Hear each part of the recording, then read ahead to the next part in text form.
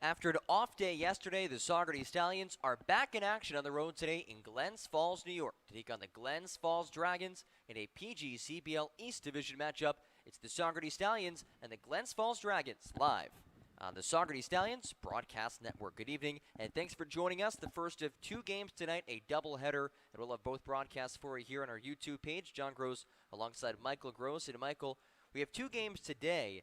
This is really the kickstart of what could be a big week for the Stallions. Yeah, two games today. I believe it's one tomorrow against Oneonta, and then there's another Glens Falls game and an Albany game, and then they meet Amsterdam on Saturday. There is a lot of opportunity here for some much-needed wins and to go on a big win streak. The Stallions, they are a streaky team sometimes, but especially when they're winning games. If they're winning games, they're going to win them all, and they've been so good thus far. A rough loss on the 4th of July, but they've got a day off, and now they're coming back here to play a doubleheader against the Glens Falls Dragons. Well, to take on a Glens Falls team entering today at 7-17, the Stallions are 16-7 on this 2021 season. Gunnar Goldsmith leads off for the Stallions.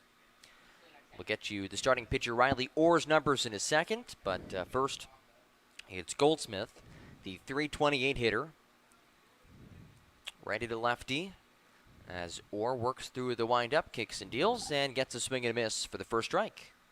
Goldsmith's been good, by the way, in the first pitch of the at-bat. He likes to take a big hack at it because why not? You know, first pitch is always going to be the best pitch you see.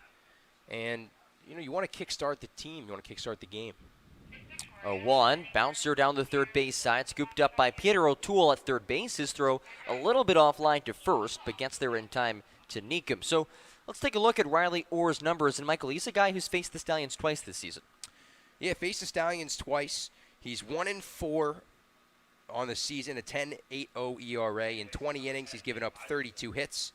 30 runs, only 24 of them earned, but that walk to strikeout ratio is not very good. 18 walks to 10 strikeouts. But against the Stallions, John, he's 1-1. He's thrown 9 innings with 10 earned runs, which means he's got a 10 ERA. Nick Iverson drives the first pitch he sees into right center. That's a base knock for Nick Iverson.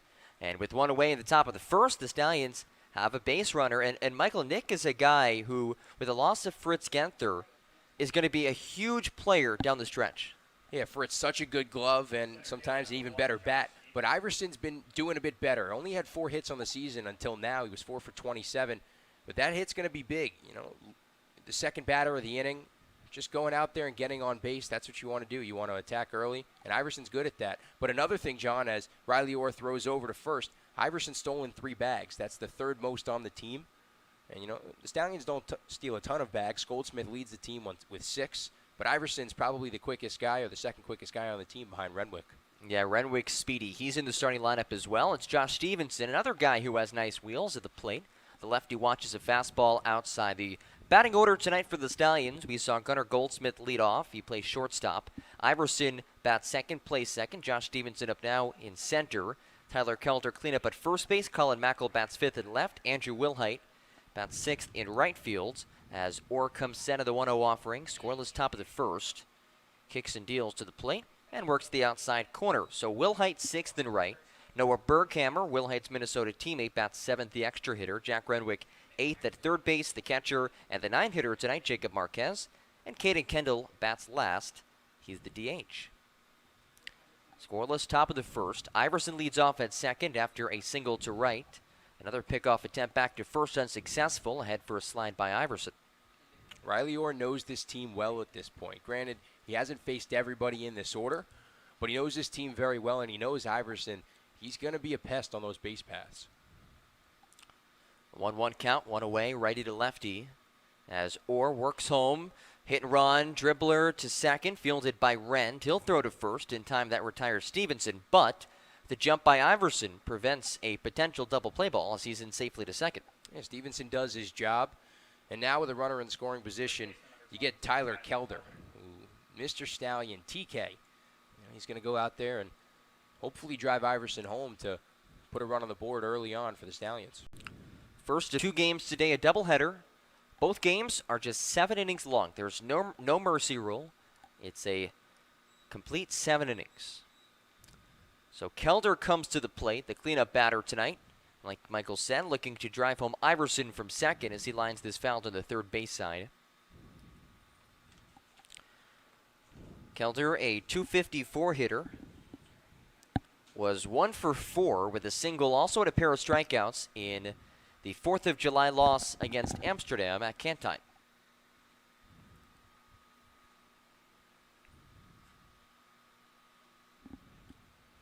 Orr looks to the plate. Jack DeFayette, the catcher. Orr looks back to second. Now deals high and upstairs, or high and outside. 1-1. 2 outs, scoreless top of the first. In the field tonight for the Dragons, it's Orr on the mound. Jack DeFayette behind home plate.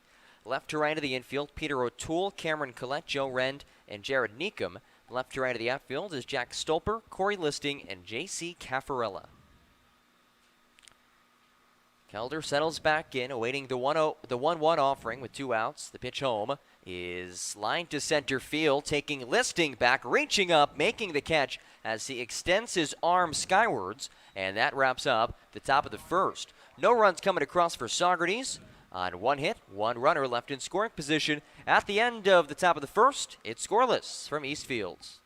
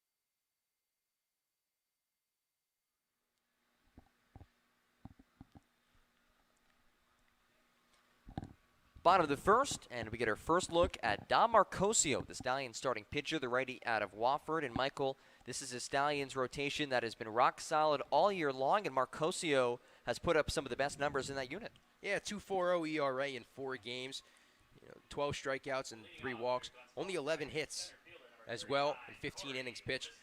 But just like Riley Orr, he's faced this team, faced the Glens Falls team twice, 8 innings. Only 3 hits over those 8 innings, 2 walks total, and 8 strikeouts. So he's been a madman against Glens Falls, and they're going to look for another outing like that today.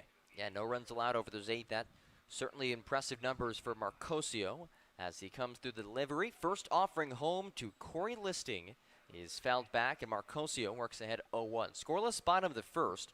The Stallions did have a runner in scoring position, and Nick Iverson with 2 outs, but could not bring him home. Listing the leadoff batter, a .316 hitter for the 7-17 Dragons. 0-1 offering from the righty is slapped down the third base side, just off the glove of a diving Jack Renwick. And that's a base knock. Well, I was going to say, John, forget the no runs over 8 innings. How about only 3 hits? But, well, you can go and add another one there.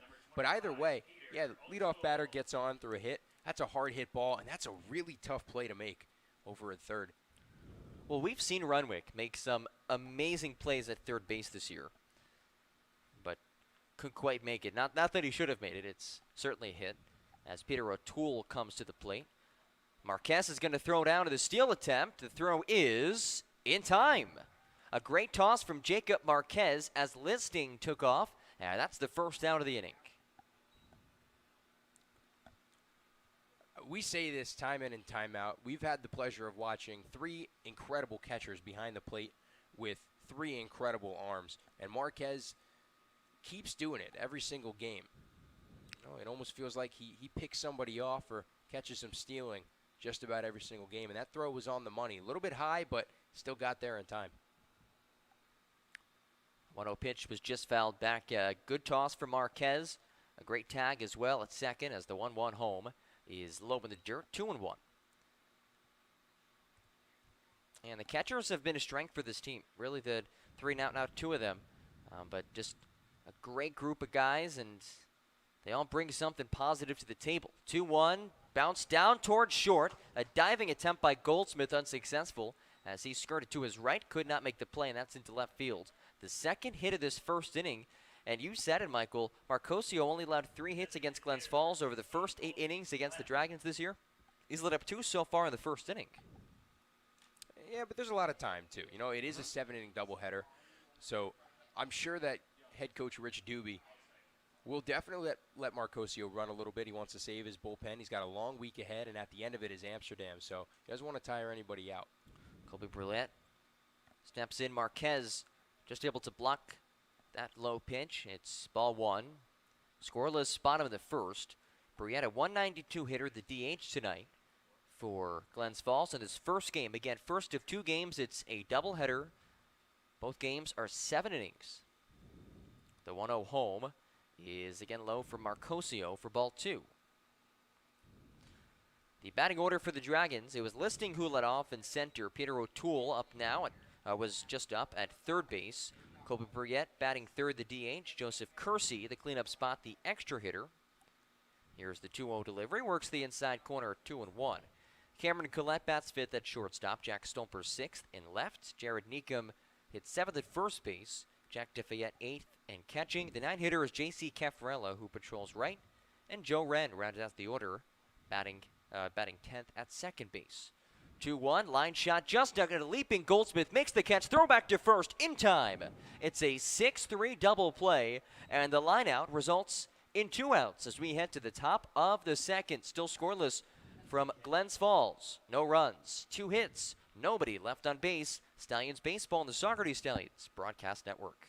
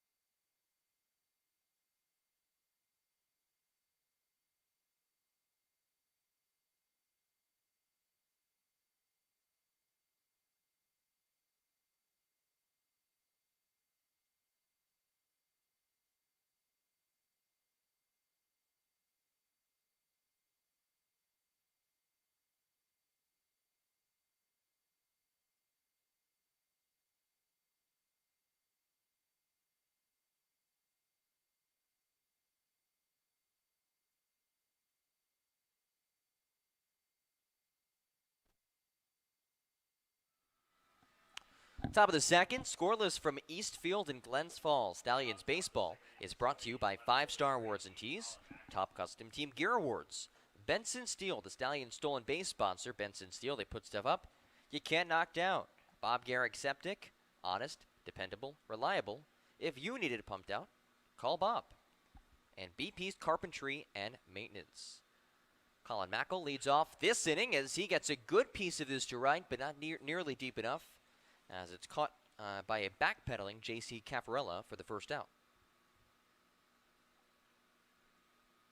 The right fielder, number 9, Andrew Wilhite. Brings up Andrew Wilhite.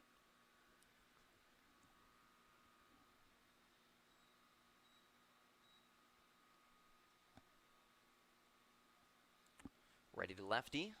Or comes set, glove in front of his face. Now, through the windup, first offering is high and away, 1-0. Nice day. Hot, but no Slightly rain. hot. Yeah, no rain. You know, that's always a bonus. There was a little bit of rain on our trip up here, but I think it was just a passing shower. We went right through it. 1-0 is on the outside corner to the lefty, Wilhite. 1-1. Wilhite hitting .297 of the season. Yeah, I was worried as soon as I saw a little bit of rain in the forecast, just for this area, not even for Glens Falls. I thought, knowing our luck, this field is about to get dumped on, but fortunately did not. Breaking ball misses outside, 2-1. We did get lucky. Did get lucky so far. So far. There are 2 games to be played today. Right. So, of course, this is a doubleheader because of a rainout from this past week. The Stallions had 4 straight games rained out as the 2-1 is sent out of play down the third base side, 2-2. You know, many other teams, they did get to at least play 1 game within those 4 days, some 2. But, man, the Stallions just had such bad luck with the rain. Hopefully, that's all the bad luck there is. 2-2 count, 1 away. Scoreless top of the second. Orr, in his 3rd start against the Stallions, floats a pitch high and away, full count.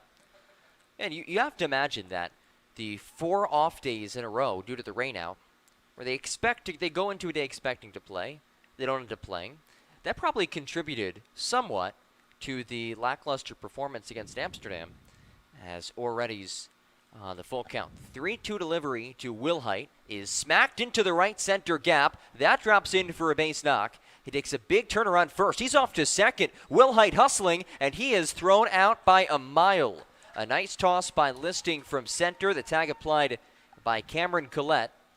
And got a little too aggressive at the base pass for the second out of the inning. Yeah, I'm not sure about that call. It wasn't hit fairly deep. I guess maybe first base coach Ronnie Kelder sent him because normally the center fielder will throw to the cutoff man. But I guess the center fielder held on to it for a little bit longer, and instead of throwing to the cutoff, he made the decision to throw to second. And the shortstop put a nice tag on him. Now a Berghammer, the extra hitter out of Minnesota, watches a pitch work the outside corner. So it's scored as a hit, a single, and then he's thrown out on his way to second. Righty to righty, Berghammer, a .290 hitter. Or on the 0-1, this one poked towards shallow right, just over a leaping Joe Rend at second base. And that settles in for the 3rd base hit of the game for the Stallions.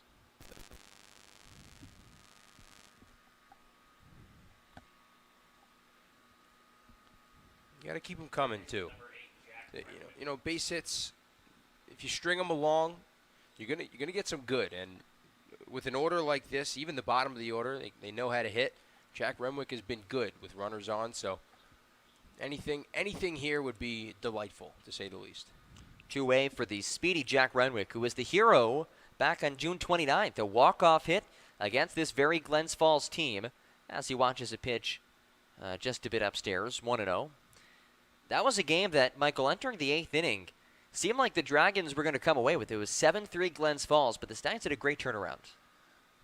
I think we've always talked about how the Stallions, they can fight. They know how to come back from being down, and, well, they did. They were down by 4 runs, and they went and scored. 1-0 low, and Berghammer went about a third of the way to second, then wisely comes back to the bag. They went and scored, what was it, 3 in the 1 inning and 2 in the bottom half of the 9th to go on and win. The vibes were low in the middle of the contest, and then all of a sudden strung a couple hits together, and, well, good things happen. Yeah, an exciting win back in the 29th. That was the 3rd straight win in a row for the Stallions. Orretti's on the 2-0 with 2 outs. Berghammer on first. And now a 3-0 count. Pitch again misses down to the dirt. So that was win 3 in a row. And then you have all the momentum from that win streak totally wiped out by 4 straight off days. And then playing the best team in the PGCBL in Amsterdam. That's tough to do, to have 4 straight off days like that. You think you're going to play, you're not. You think you're going to play, you're not 4 times over again. And, well, it's tough to come back from that and play at the same level that you were on. 3-0 pitches upstairs to Renwick, so a 4-pitch walk issued by Riley Orr puts runners in first and second for Jacob Marquez. And you look back at that stretch, there was a very reasonable situation where the Stallions entered the 4th of July game with 7 straight wins. But the 4 straight rainouts was not the case. So we'll see what Marquez can do as the Stallions look to bounce back after the loss a couple days ago, the off day yesterday. Now scoreless in the top of the second. The switch hitter Marquez, batting as a lefty, watches as Orr clips the outside corner, 0-1. Seems as though the outside half of the plate to left-handed hitters is the way to go. Early on, and a lot of strikes are just sticking out there, not really swinging. But maybe it's shifted over toward the right-handed batter's box a little bit more. 0-1 to Marquez, high, 1-1. But that's the beauty, though, of having different umpires for every game. Every umpire is going to have their different strike zones. So you figure out what's going to work early, you figure out what's going to be called a strike early on, and you pepper that part of the zone. And you at least hope, as both a pitcher and a hitter, that they're consistent. You are correct. Or from the first base side of the 1-1 with 2 outs, first and second for the Stallions. The pitch home to Marquez is low, and it gets away from the catcher DeFayette. Both base runners advance, and the Stallions have 2 in scoring position with 2 outs. But now all you need here from Marquez is to put one in a gap. And not a gap in the outfield, but a gap in the infield. A big gap up the middle. I wouldn't try and hit it the opposite way. I would try and maybe pull it between first and second. But if you're going to pull it between first and second, you got to hit it hard. Scoreless top of the second. Marquez looking to change that. Has runners on second and third. 2-1 pitch with 2 outs from the righty as the lefty Marquez lifts it back foul. 2-2. So, Michael, you're telling me you would not be a fan of the robotic umpires? No. No. Okay. No. Call me traditional, but I don't even think that's even a traditional. That's even a reasoning for not being a fan. I can't tell you how many times people have said, so why not the robotic umpire? Well, because it's a robotic umpire. That's not the game of baseball. Here's the 2-2 with 2 outs. And a nice curveball settles in for strike 3 from Riley Orr as he K's up Marquez and the Stallions. Strand a couple in scoring position. No runs coming across for Saugerties on 2 hits and 2 left on base. Bottom 2 after this, scoreless from Glens Falls, New York, and the Stallions Broadcast Network.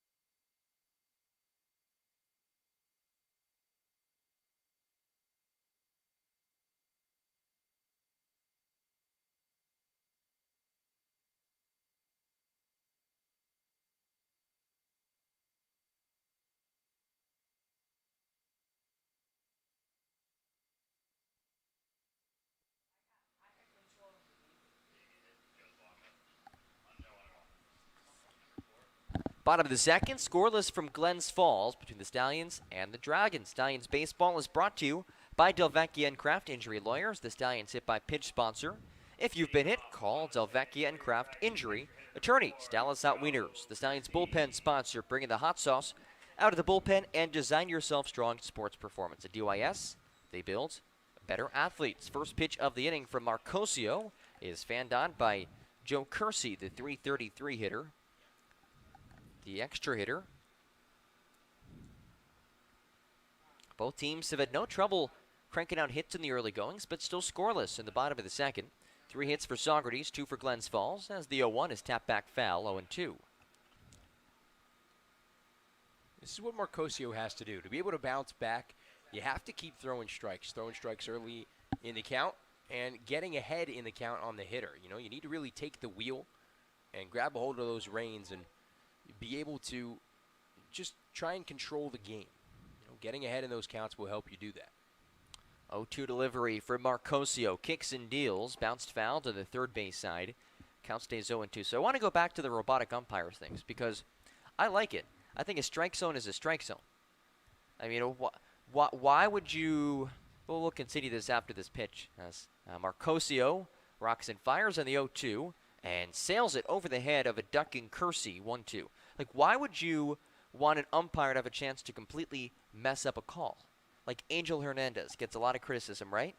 You're okay with that? So, you put me in a tough position in a second.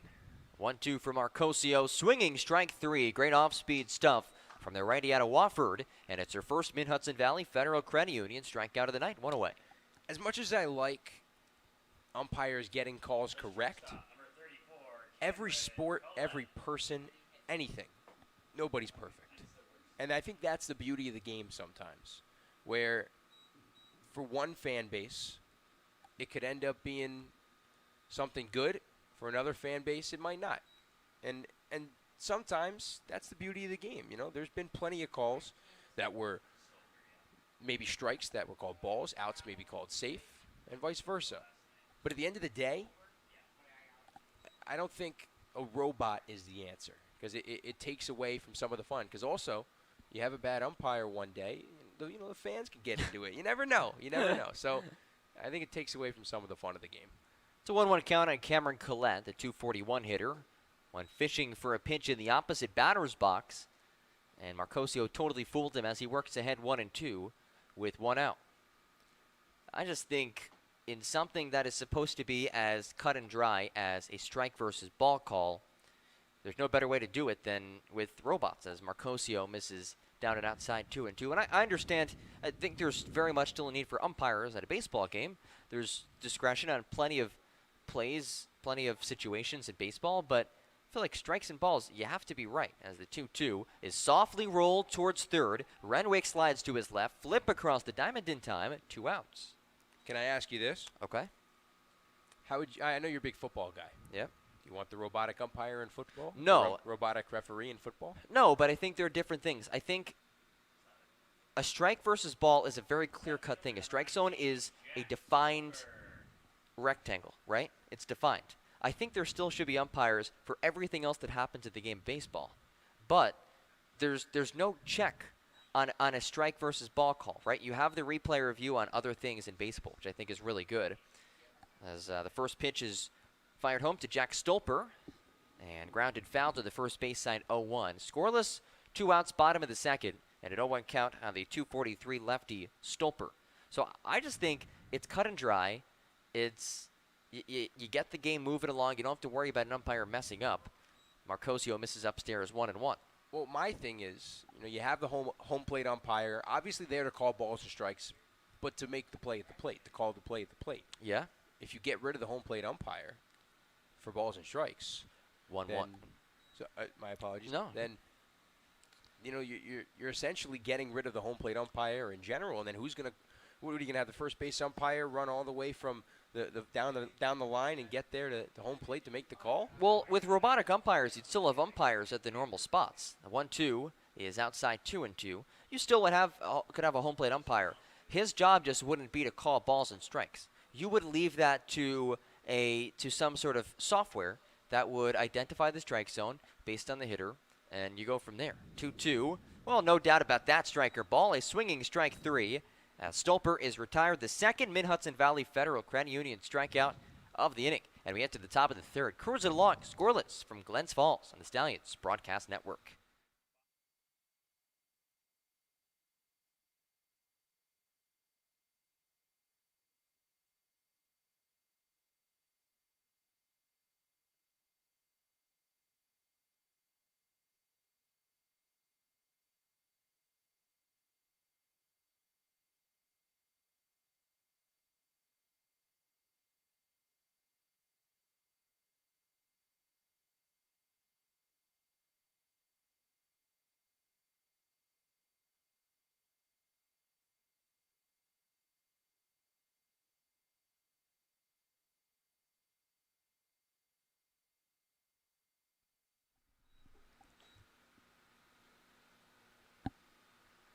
Top of the third inning, still scoreless here at East Field between the Stallions and the Dragons. John Gross, Michael Gross here on the Stallions Broadcast Network. Brought to you by Dwyer Contracting, high-quality craftsmanship in a family-owned business. Ephros Orthodontics, smile provider for the Stallions. Grist Mill Realty, looking to sell? List with Grist Mill. Halter Associates Realty, make the right move with Halter. Hell's Mortal Realty Insurance, sponsor of Insurance Runs. iMedView, Independent Medical Review. World-class results, local connections. IXL Health and Fitness Club, keeping the Stallions fit all season long. And J. Mullins & Sons Incorporated, masonry, excavation, building, and a whole lot more. So we go to the top of the third inning as Caden Kendall will come to the plate to lead it off for the Stallions. The Stallions have 3 hits through the first 2 innings and have left all 3 on base and all in scoring position. And, John, that's something that they've done a lot. They've left guys on base, but more importantly, they've left them on in scoring position. Yeah, and that's something they're looking to improve upon today. I think they're starting to see Orr better, and they're starting to hit him well. So I think they'll score some runs here. They found success against him early on this season. Like we said, 10 earned runs in 9 innings. 6 walks and 4 strikeouts for Orr against the Stallions.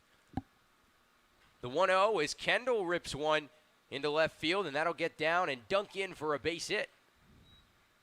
So a leadoff single gives the Stallions a chance to attack early here in the third inning. That's the 4th hit for Saugerties. All 4 have been singles. Small ball so far, not a ton of power in these, but just finding the open spaces in the outfield, making solid contact against Riley Orr. And to start off an inning with the base runner for the first time today, I think that's going to put a little bit of pressure on Orr as you now flip things from bottom to top of the order. The throw back over to first, and you mentioned all singles. Isn't that what Amsterdam did the other day? They had 9 of 10 hits, and they were all singles. That's what good teams do. Good teams can hit consistently. Much better to hit 5 singles than a home run once in a while.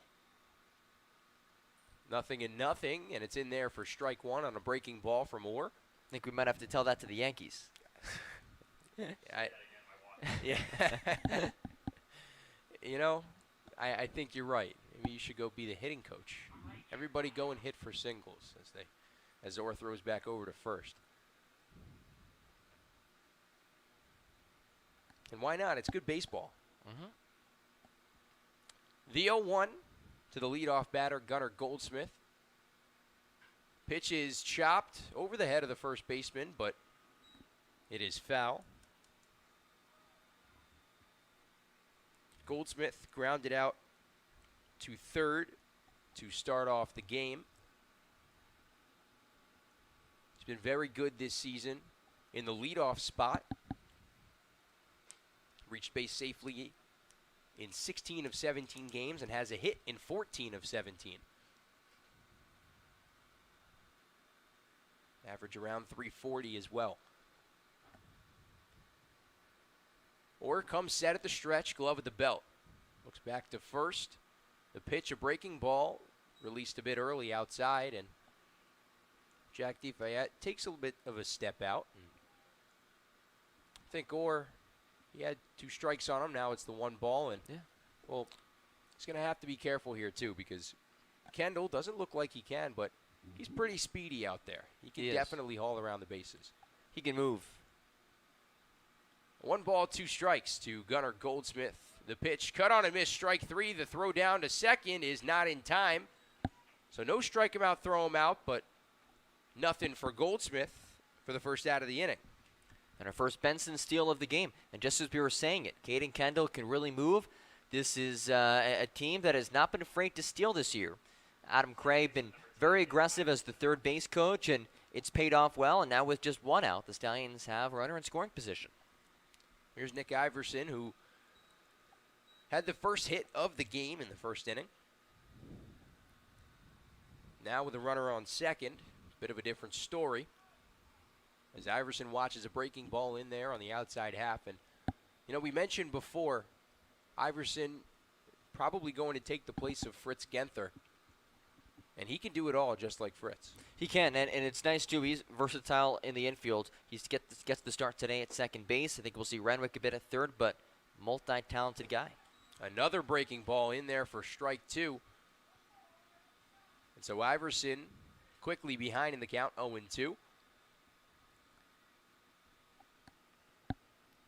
Or not a strikeout pitcher, but he's already got 2 here in the top of the third.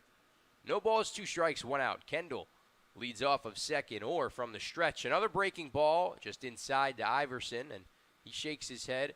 Not sure if he's shaking his head because it was close to him or because he almost wanted to swing and said, yeah, it's a good idea. I shouldn't have swung there. And I think Orr thought, hey, he couldn't see it the first 2 times. Let me go for it a third time. Yeah. And he's ahead. He was ahead 0-2, still ahead 1-2, so has some room to work within the mound. The 1-2 to Iverson. Outside, fastball, but he cuts and misses. So back-to-back strikeouts. The third strikeout for Orr. And in steps Josh Stevenson, a left-handed hitter. And it takes a lot of confidence in your stuff to do what Orr just did. He worked completely backwards. He went 3 straight curveballs and then went fastball. So he started the count off with a couple strikes with the curveball. Third pitch was a ball and then blows the fastball past Iverson. Those curveballs really slow your bat down. They slow your eyes down, make it a little just tougher to see fastballs, which look a lot faster after seeing some slower pitches. Stevenson chops one foul down the first base line. Stevenson, a guy batting .304, but he doesn't strike out a whole lot. Only 8 strikeouts compared to his 10 walks. And so if there's any guy that you want up to break that little strikeout streak for Riley Orr, it's Josh Stevenson. Yeah, he's a very consistent hitter, 7-game hit streak, and a guy today with the responsibility of the 3 spot to drive home runs. The 0-1, another breaking ball in there for a strike, and Orr is feeling that breaking ball. He is. And when a guy has a breaking ball that consistent, that's finding the strike zone and he's hitting his spots, makes it very difficult for hitters. We saw him early against the Stallions, and a couple of his appearances this year do well with that curveball. Eventually it sputtered. We'll see what happens today. Only the 3rd inning. No balls, 2 strikes, 2 outs. Kendall leads off of second. The pitch is cut on and missed. The drop third. The ball goes in front of Jack DeFayette, and Stevenson will be in there. So a strikeout but no putout. And the inning continues. That's why you always run it out. Until you're called out, you have to run it out. And Stevenson initially didn't start running. I don't think he realized that DeFayette dropped the ball.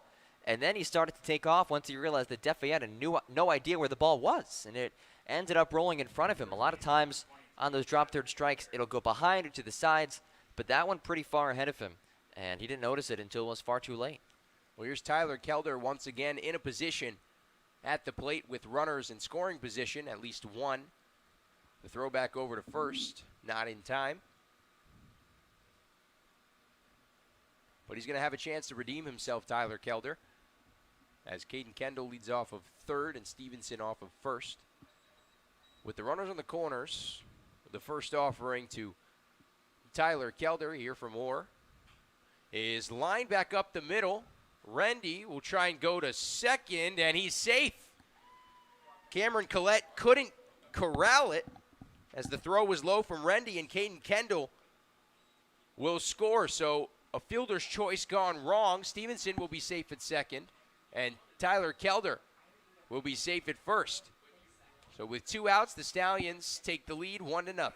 Yeah, you put the ball in play, make the defense try to make a play. And Rend was moving quite a bit, I think trying to maybe cover a potential stolen base, but he had a tough time getting that ball out of his glove and really had to rush a throw into second. And that allowed Stevenson time to get there. First pitch is chopped to first. Mackel will be retired for the 3rd out. So the Stallions score 1. Orr technically has 3 strikeouts, but wouldn't mean much as 1 run comes across. We go to the bottom of the 3rd inning here at East Field on the Stallions Broadcast Network.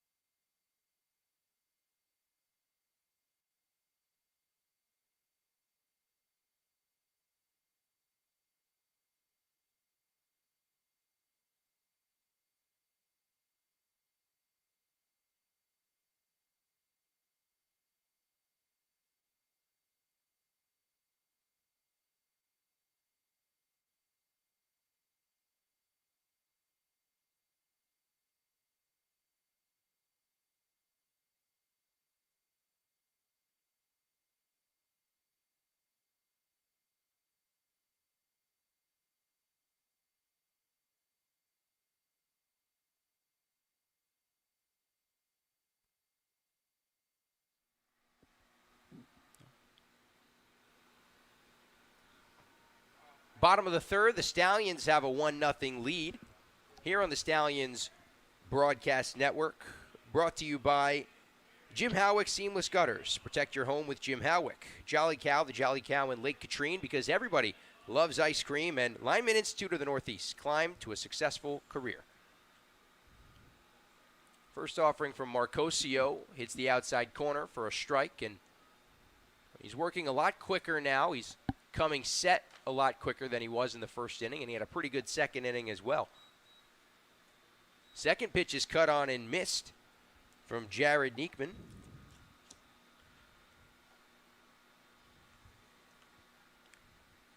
And if we're speaking technically after this, the 0-2, ball outside on a fastball that missed. Seems as though Marcosio has technically had three up, 3 down both times. He's given up 2 hits, but he's only faced the minimum so far. The 1-2 misses inside, a breaking ball. And he got some help in that first inning. Had a great throw on the steal attempt by Marquez, and then double play. But then really locked it down at the second inning. Now 2-2. The 2-2 caught on and missed. And a Mid-Hudson Valley Federal Credit Union strikeout for Dom Marcosio, his third of the afternoon. And we have to keep in mind, too, this is a 7-inning game. So it's already the third inning. There's not a ton of baseball left to be played, and that just magnifies every single at-bat. Every pitch is even that more important. You have less time to make up runs if you're losing, less time to put runs on the board if you're winning and extend things.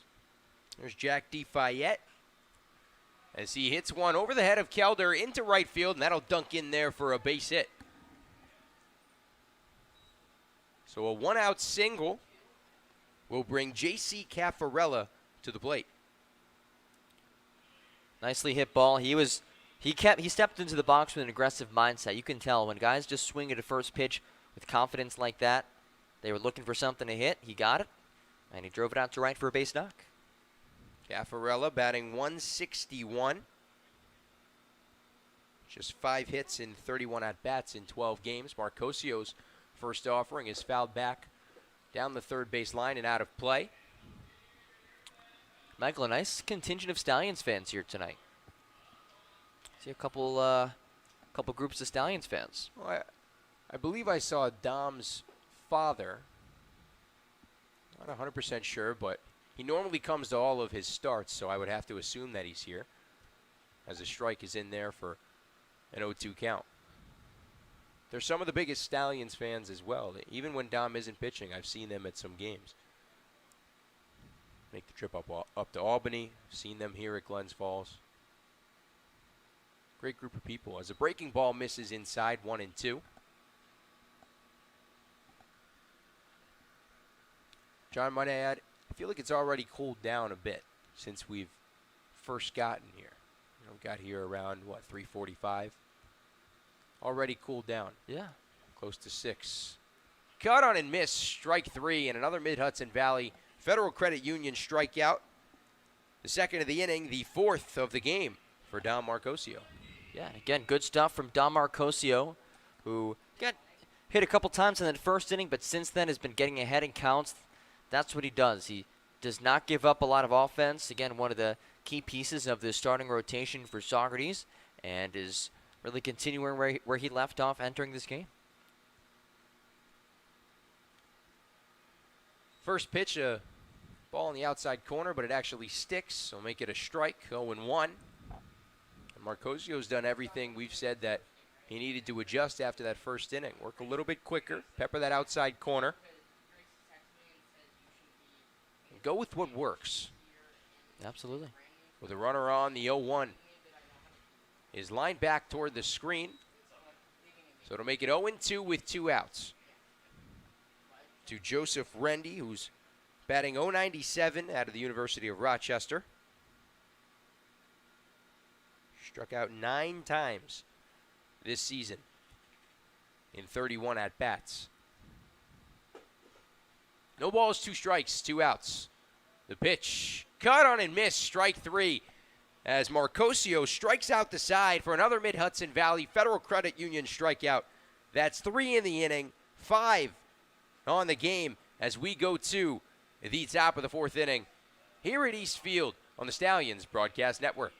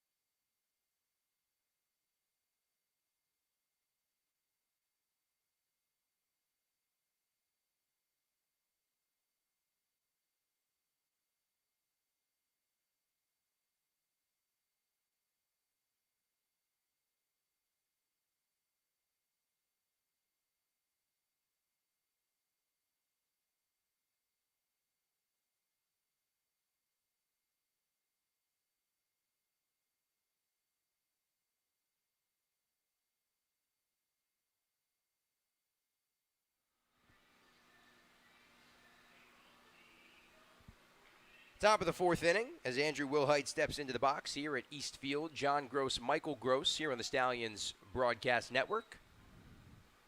And Marcosio having himself a day, but Riley Orr has been very, very good as well, as 4 strikeouts, only given up 4 hits through the first 3 innings, and he's thrown 42 pitches, maybe a bit more than he's wanted to, but he'll look to maybe tighten up on some of these pitches here. He's done a good job, especially the last inning, that curveball, setting batters back a bit, getting ahead of the count. The 1-0 is in there on the outside corner. Make it 1-1 to Wilhite, who did single, but he tried to stretch a single into a double and was thrown out from center field. The 1-1 just misses inside corner. Yeah, temperatures, at least, let's see, actually my phone might be wrong. But it does seem like it's getting a little cooler, Right. as you said before, which is good. It's up in the 90s.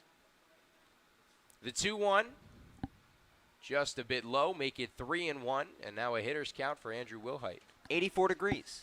That's manageable. I like that. I'm a fan. Absolutely.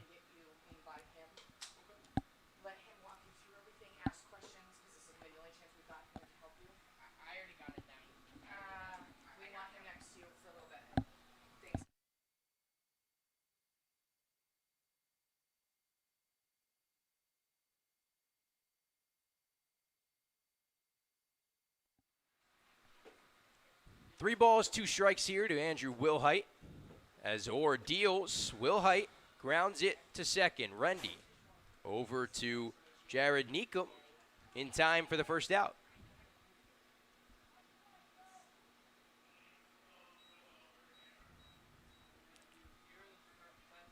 It's going to bring up Noah Berghammer, who did single back in the second inning, but he was left stranded. Yeah, 1 of 4 singles. All 4 hits for the Stallions have been singles so far.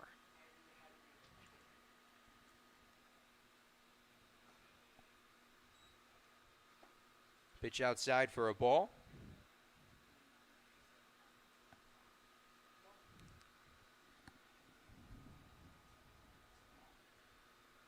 Berghammer batting upwards of 290. I think it's around 300 now after the first single in this game as he watches the ball outside. And he's also been very disciplined at the plate. Doesn't swing at a lot of bad pitches. Waits for his pitch. Not necessarily a strike, but for his pitch. And he hits it well. And you could see it, too, in his batting stance. Very relaxed. Well, he's a very relaxed kind of guy, too, as Orr almost slips off the mound there, and he throws a ball in the dirt, make it 3-0. And he's a very relaxed kind of guy, too. You know, he and I have talked a lot off the field about how he loves reading books, and he loves listening to different types of music, and he also writes music as well. Plays the piano, plays the guitar. Pretty cool guy. First strike in there as Berghammer was taken all the way on 3-0. And the thing I always enjoy is you hear most people's walk-up songs, their hype songs, whatever gets them going. He has the most chill walk-up song I've ever heard of any baseball player. I don't know what it's called, but it's very chill. I got to figure out the name. The 3-1 is upstairs, and Berghammer draws a walk. So the on-base percentage only going up for Noah Berghammer. As a one-out walk will lead to Jack Renwick, who did walk back in the second inning. And, Michael, we have a comment here, probably from a little bit ago, but bring it back. Need human element in baseball. Robots will not work. The purist in me. Where did they get these announcers from? Well, you have to ask Kevin Hinchy where he got these announcers from. But the human element, I think, again, it's still going to be in there. But you need, I think it... Oop. Renwick skies one into center field. The center fielder, Corey Listing, under it, making a running grab for the second out. Continue. I think, again, a strike and a ball, it's a clear-cut thing, right? It's a clear-cut thing. I just don't understand why you'd want someone to have a chance of messing that up. If you can be 100% accurate every single time, go for it. Because we see so many bad calls. Even good umpires mess up, and I get that's the human element, but I don't know. Human element is very important in all sports. That's why I believe the robotic umpire is not needed, as Marquez rips one into center field. Coming on again is Listing to make a sliding grab for the third out of the inning. So although Berghammer draws a walk, 2 lineouts to center field will end the inning. So the Stallions threatened, but nothing comes across. Stallions lead it 1-0 here as we go to the bottom of the fourth. Marcosio will come back out for another inning of work here on the Stallions Broadcast Network.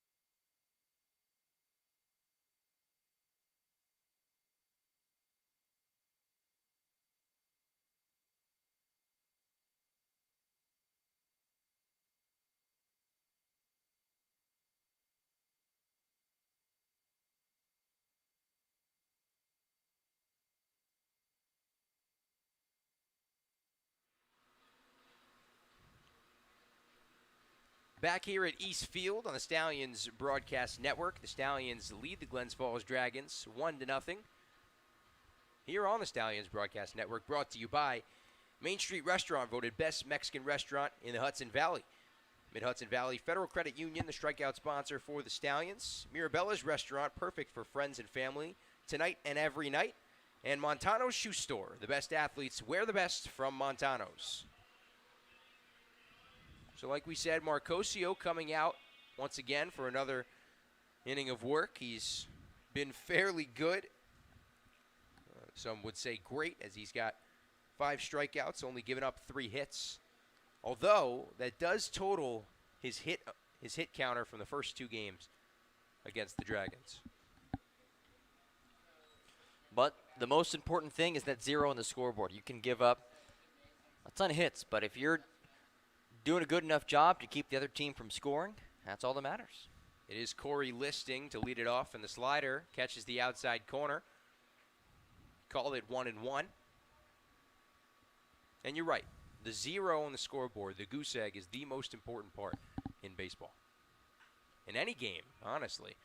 As Listing lifts one toward left field down the line, but out of play. He hit that one a mile, just probably about 75, 80 feet to the left of the third base line. And very high up in the air. He's a bit early on it, trying to attack. The 1-2 from Marcosio. The wind-up, the pitch. Cut on and miss, strike 3. Marquez will throw down to first. In time, Kelder, great scoop. Marquez, good throw as well. Just a bit low, but that's a mid-Hudson Valley Federal Credit strikeout with the little help from Jacob Marquez and Tyler Kelder. Wow, a really good job by Marquez to track that quickly, but an even better job by Tyler Kelder to scoop. He's not an everyday first baseman, but he's using that glove, that first base glove at first base. It's a nice scoop, and that's the first out of the inning. First pitch from Marcosio is in there for a strike, and you also have to think about he's got Corey Listing barreling toward him, making his way down the line, trying to be safe, and he almost caught the ball in the base path, so that's a tough thing to do, to stay there and stay composed and make that play knowing, hey, I might get run over. Absolutely. We saw that. What game was it? It was a few games ago. There was a collision. It was Caden Kendall and Evan Keegan. Yeah, it was that between these two teams. It was in that 9th inning as well. The 0-2 to Peter O'Toole just misses outside. You know, I had talked to Kendall about that shortly after. And I'll continue after this. As Marcosio is ready from the windup. The 1-2. One's line into center field, tailing toward left center, and it drops in there for a base hit. Peter O'Toole on with a 1-out single, and that'll bring up Colby Bruyette. And what I was saying was I talked to Caden Kendall briefly about that, and you're taught from a slightly young age that on a bunting play like that, especially down the third base line or anywhere, you want to run on the inside. You want to run on the inside of that line, make them have to make a harder play, a more difficult throw. As that one's fouled back by Bruyette for an 0-1 count. And that's the goal, too. You want to make the fielders on a bunt play make the difficult throw, so possibly something like that can happen. I mean, you don't necessarily want to run into anybody, but I think, Caden Kendall's not a small dude either. He's a pretty big guy. So you don't want him running into you. The 0-1 upstairs misses from Marcosio, make it 1-1. And it really forces a very difficult throw, and a lot of times you'll see guys in plays like that throw it offline, because if they're throwing where they want to throw it, they very well might hit the base runner, which they're not trying to do. The 1-1 is fouled down the third base line, out of play.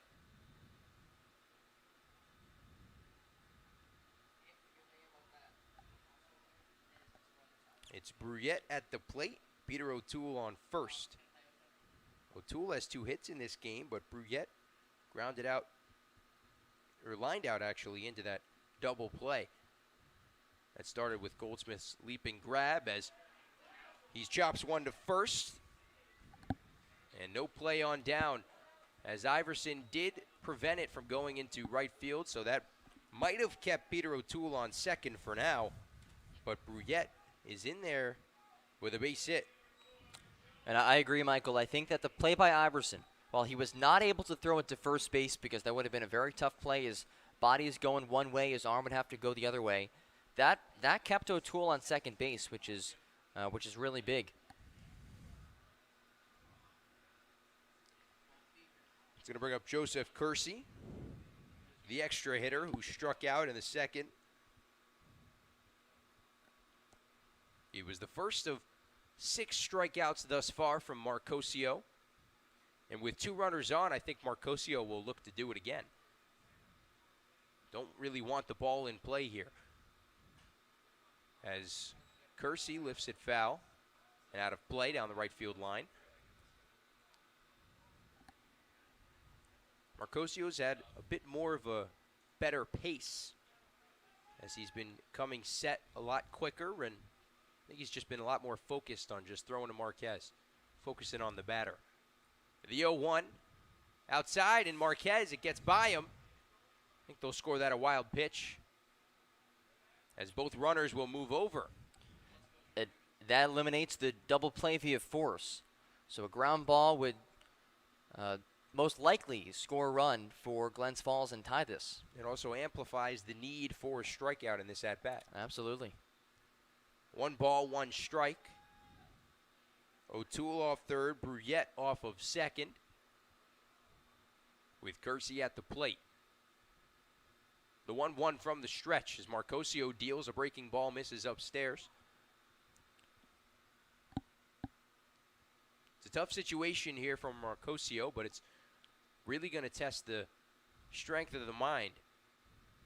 And again, just a 7-inning game, his first leg of this doubleheader, so this is a big inning.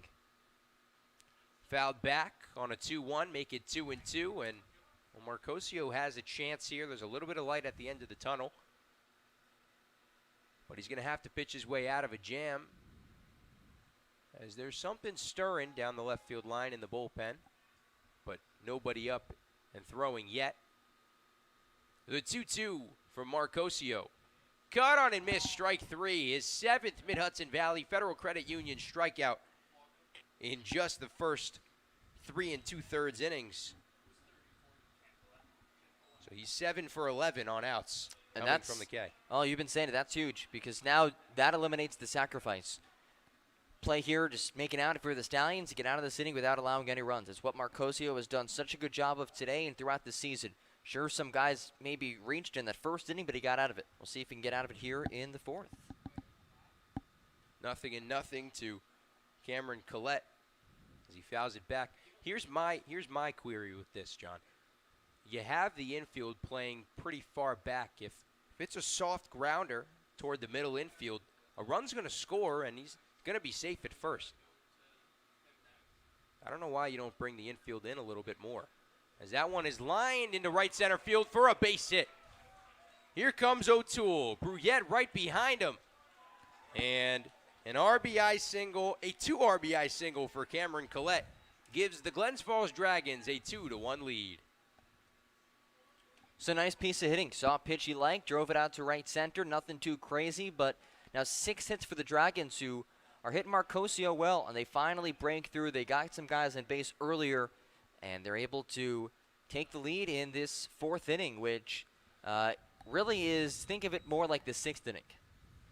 Yeah, and thus far, those 2 guys in scoring position, the Stallions, or the Dragons, brought them in. The Stallions have left 6 guys on base and 4 of them in scoring position. So that's been an issue all year for the Stallions as well. They need to do a better job of driving in those runners on 2nd and 3rd as Jack Stolper, who's at the plate, steps out as I think he's got a bug in his eye or something like that. The 0-1 as Marcosio comes set from the stretch with 2 outs. And Collette leading off of first. Cut on and missed. Way in front of that one was Jack Stolper. Make it 0-2. That bug might still have been stuck in his eye with that swing. No balls, 2 strikes. 2 runs have come across. The runner leading off of first, Marcosio. The pitch. Got him, strike 3 outside corner, and a Mid-Hudson Valley Federal Credit Union strikeout to end the inning. But 2 runs come across as Glens Falls takes the lead 2-1. We'll be back here in the top of the 5th inning on the Stallions Broadcast Network.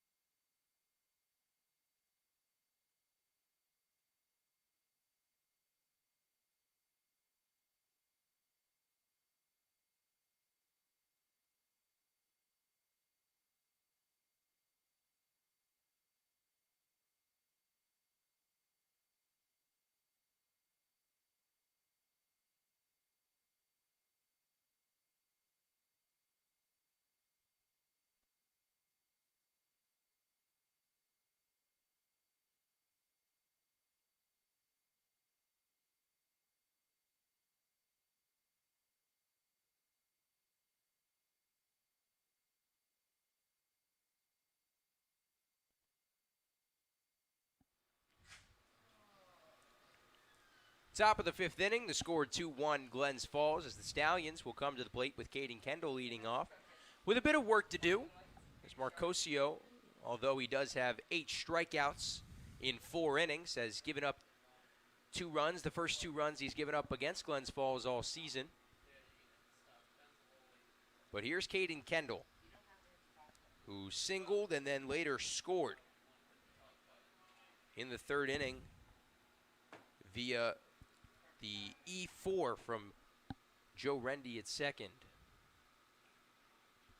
First pitch to Kendall is in there for a strike. And it's no coincidence to me that the inning the Stallions scored in, the lone inning they scored in, they started with a base runner. It was, like you said, Caden Kendall, but puts a lot of pressure on the pitcher when you get a guy on. Ball in the dirt.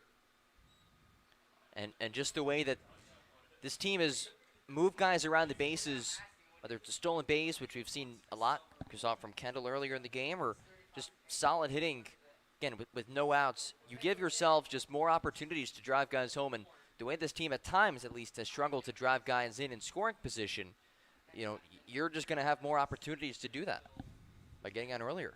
There is an arm up in the bullpen. It's Jack Walker, the left-hander. Has another ball in the dirt. This one not getting by Jack DeFayette. It'll make it 2-1.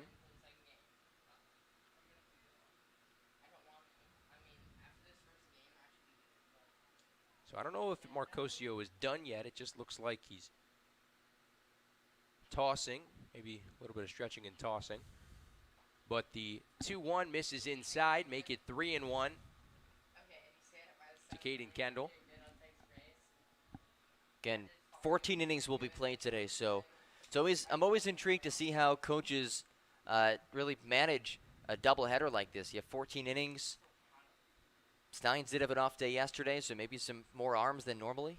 But you also have many straight games as the ball gets by DeFayette for the 2nd time in the at-bat. Riley Orr having some trouble, and now there's going to be movement in the Glens Falls bullpen as Caden Kendall draws a walk. So he's on base again for the 2nd time in a leadoff and inning spot. And I would not be shocked, once again, to see him take it off at some point this at-bat. If he gets a breaking ball that hops to the dirt, I think he'll be ready to go. He's a guy who's going to have the green light on. Riley Orr's throw a bit high. Maybe some exhale. Not just from him, but from the Glens Falls dugout, as if a ball gets by that might cause Kendall to be on second, either on second or third, as Goldsmith shows bunt, but a ball outside makes it 1-0. Goldsmith's another one of those guys that have done very well with a runner on and getting the bunt sign. But, John, it looks like Peter O'Toole not playing in on the grass is in a little bit more, but I don't know if he's ready. And he takes a few more steps in now as Goldsmith swings at that pitch and fouls it back 1-1. I think the way the Stallions have been hitting, and 4 hits that they've been putting bat on a ball, I like the fact that Goldsmith is swinging away there. Bunt wouldn't be the worst thing in the world, but you still do have a couple innings left after this. Again, I would not be shocked, though, to see Kendall take it off in the bases here. Now, if Goldsmith gets on, I definitely wouldn't be shocked to see Nick Iverson lay down a bunt. Right. Down that totally first base line. The 1-1 with a runner on. Orr sets and delivers, ball in the dirt, but DeFayette blocks this one. He's done a lot of work back there. Jack DeFayette, he's already blocked a ton of balls. Some have gotten through, but not all his fault. Sometimes you're going to have those days where some pitches are low and, you're going to work a bit harder behind the plate. It happens. But DeFayette has done a nice job thus far. The 2-1.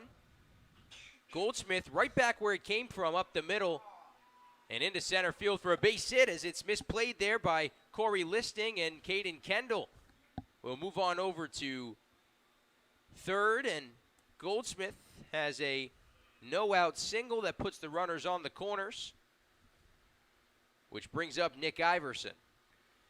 And now you have first and third. We saw Iverson in a situation actually exactly like this against Glens Falls. He laid down a bunt, and that scored a run. We'll see what happens. That was in the game the Stallions walked off back in the 29th. Won't be shocked to see them do that again as O'Toole comes in from third. It might have been this exact situation with It was. Kendall on third and Goldsmith also on the base paths. Iverson shows bunt, but a ball in the dirt, and now Goldsmith into scoring position as it's a Benson steal. Second of the game for the Stallions.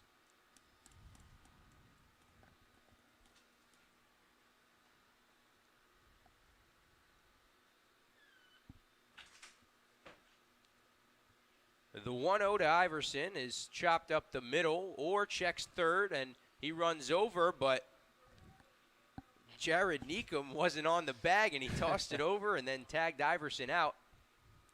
You know what I would have liked to see? I would have liked to see Iverson run back toward home and have Neekum chase him and try a Javi Baez. Yeah, the Javi Baez, which we saw a Stallion try that earlier in the year.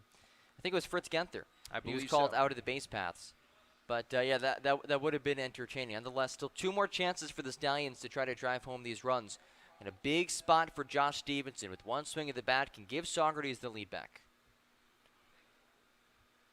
0 for 2 already is Josh Stevenson, although he did reach base on a drop third. But he is grounded out and struck out and is now down in the count 0-1. Stevenson, a guy who's been committed to LSU for a number of years now, and is excited about playing baseball there. As he watches the ball upstairs, a Louisiana native. He's also going to have a future teammate and a current teammate. He's a current teammate now, but he's going to be a future teammate as well in Theo Millis. Also at LSU, as Stevenson skies one down the left field line and out of play over the heads of the bullpen arms. And there are some houses across the street in left field here. I wonder if those houses have some special insurance policy for getting hit by a baseball. Because if someone gets a good piece of it to left, their house or their car is probably getting hit. Well, if they don't, they can call Nacarado Insurance. There you go.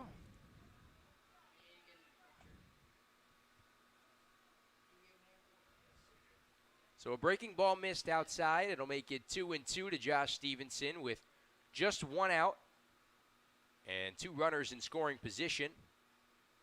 Like we said before, the Stallions have left 6 runners on, and 4 of them have been in scoring position. It's been a problem for them all year. The 2-2 to Stevenson. Upstairs, make it 3-2, and now a full count. This puts a lot of pressure here on Riley Orr. There is an arm in the bullpen. Yeah, just looking down over there, if Orr walks Stevenson, I would not be shocked to see a pitching change. The number is 32. Sam Howard out of Southern New Hampshire University. The payoff to Stevenson. He lifts one into right field. The right fielder, Caffarella, under it. Kendall will tag on his way to home. It's cut off and bounced toward DeFayette, but Kendall will score. Stevenson does his job, and the Stallions tie the game at 2. Hey, like you said, he did his job. You have a job there. Get home at least 1 run. Don't strike out. And Stevenson did just that. So nicely done by the future Bayou Bengal.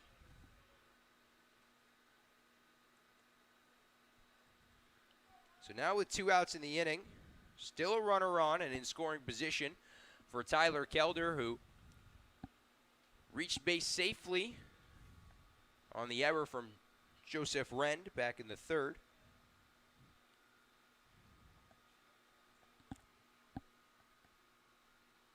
Nothing and nothing, and I think it was DeFayette that called time behind the plate. So Tyler Kelder at the plate. Colin Mackel is on deck. The first pitch to Kelder is a breaking ball in there for a strike.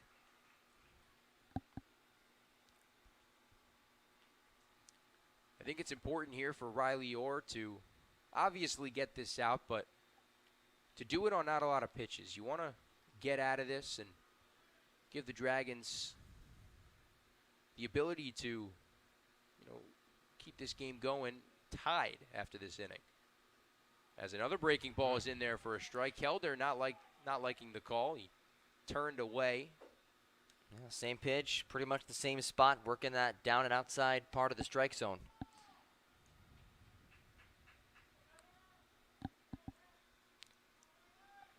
No balls, 2 strikes, 2 outs.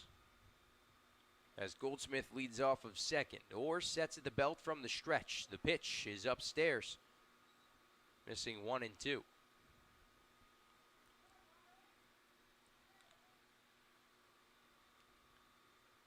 Tyler Kelder caused the first run to come in, but I don't think was given an RBI.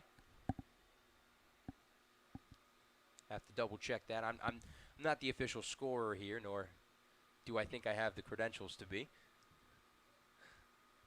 The 1-2 breaking ball is golfed down the line, but foul.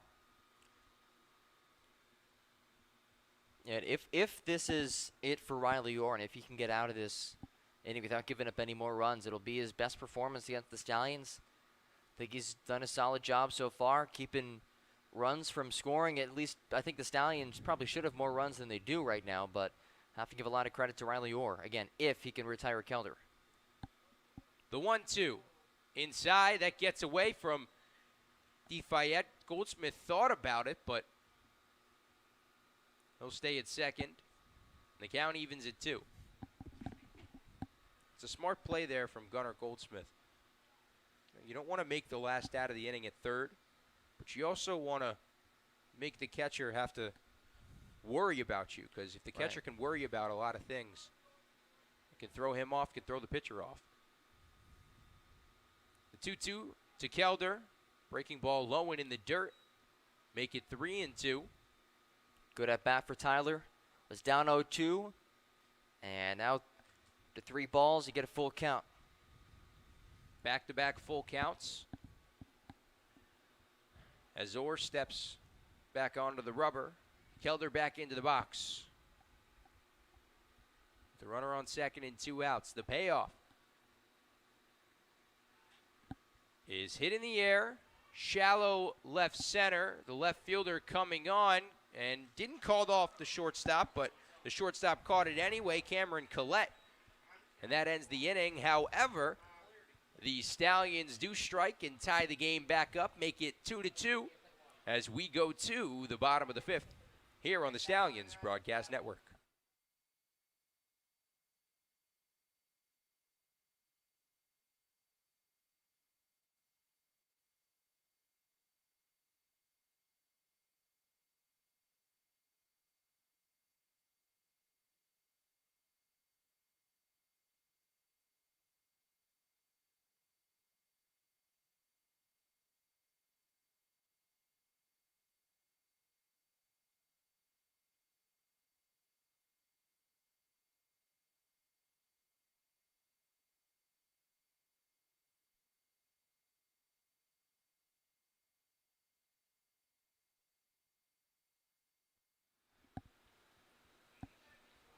Back here at Eastfield on the Stallions Broadcast Network. Brought to you by Nacarado Insurance. Over 50 years, 50 carriers. They've got you covered. PC Smith & Sons Hardware. Smith Hardware on Main Street. Got a project? They can help. Peak Trading. Need it lifted up or tied down? Peak Trading has the supplies. Praetorius & Conrad. Civil and Environmental Engineering and Land Surveying. And Richards Electric. When the lights go out, call Richards. So that'll be it for Dom Marcosio as Jack Walker enters the game. And before we get to Walker, John, Marcosio's line, if you have it for us. Yeah, went 4 innings pitched, gave up 6 hits, 2 runs, both earned. But certainly the highlight of his performance, 8 strikeouts, no walks. Again, just attacking the zone, did give up some hits, but he leaves the Stallions team with a good shot at winning this. 4 innings, only 2 runs, you'll take that. Well, Marcosio was only held to around 60 pitches. That was the pitch count desired by head coach Rich Doobie, but that's going to bring in the hard-throwing lefty Jack Walker. Jack has a 2-0 record this year, an ERA at exactly 6, making his 8th appearance of the season. 28 strikeouts to 16 walks. Like you said, a hard-throwing lefty, a really good fastball. And we'll see what he can do against Glens Falls in his 4th appearance against the Dragons. The last time out, went 2 innings. This was against the 29th, on the 29th against Glens Falls, when 2 innings, gave up 3 runs, one of which was earned, 2 hits, 6 strikeouts to 3 walks. Before we get to Jared Neekum, I just want to say that if I'm Don Marcosio, if I'm Rich Doobie, if I'm any of the Stallions players, that's a decent outing for Marcosio. I mean, when you're only limited to 60 pitches or around there, you can only do so much, and if you only give up 2 runs, 8 strikeouts, no walks, I'm happy with it. Absolutely. As a lefty-on-lefty matchup, we'll start off the 5th as Jack Walker throws a ball outside. You leave the game with your team having a chance to win. If you hold the team to 2 runs, your team should be able to score more than that. I think the Stallions should have more than 2 runs right now as well. The 1-0 is in the dirt, make it 2-0. Walker has had some issues with finding the strike zone with his fastball, but when he does, he is probably up there with some of the best relievers in the PGCBL, as now he's 3-0. I agree, and you look back to his first appearance of the season. He made his debut the 2nd game of the year. It was right here at East Field.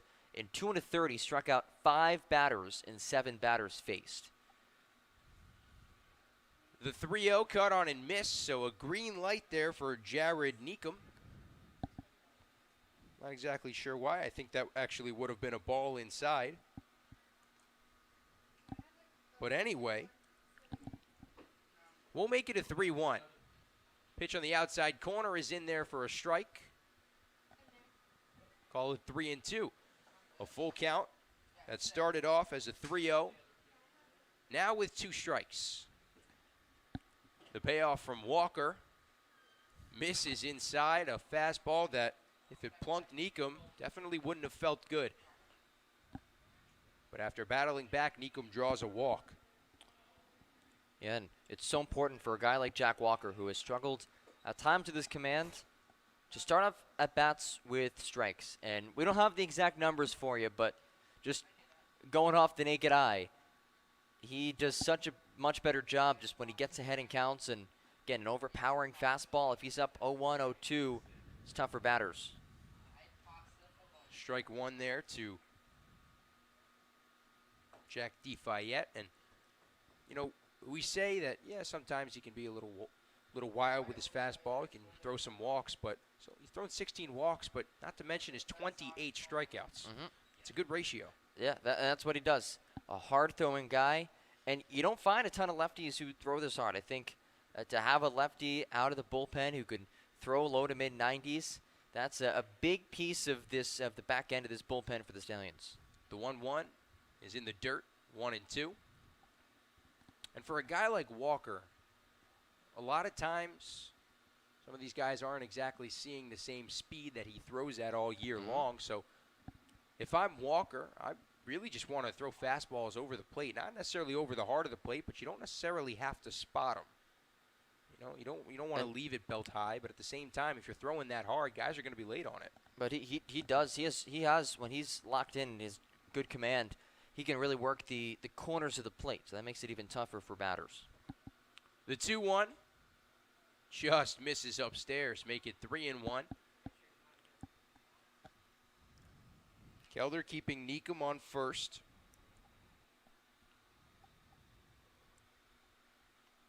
With DeFayette at the plate, who singled in the 3rd. Now with the runner on. The hitter's count, a 3-1 from Walker. And back-to-back walks.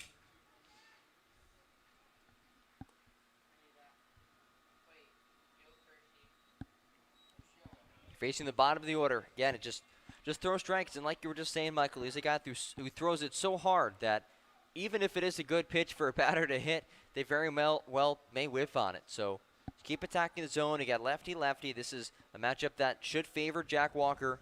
Gets the guy like J.C. Caffarello, who's 0 for 1 today, just a 161 hitter. Give him something to hit. Trust the field behind you. Nothing and nothing, and he does just that. There it Throws a is. fastball right down the gutted, and Caffarello swings and misses.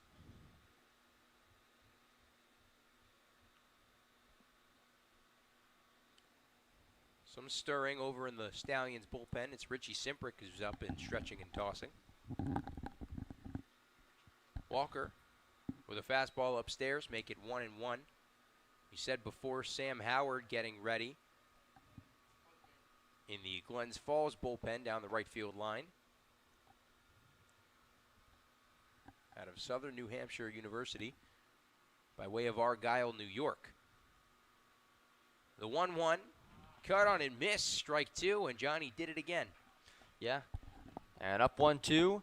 A guy whose fastball is good enough that, again, you could blow it past a guy's bat, but he's been working a lot in a curveball.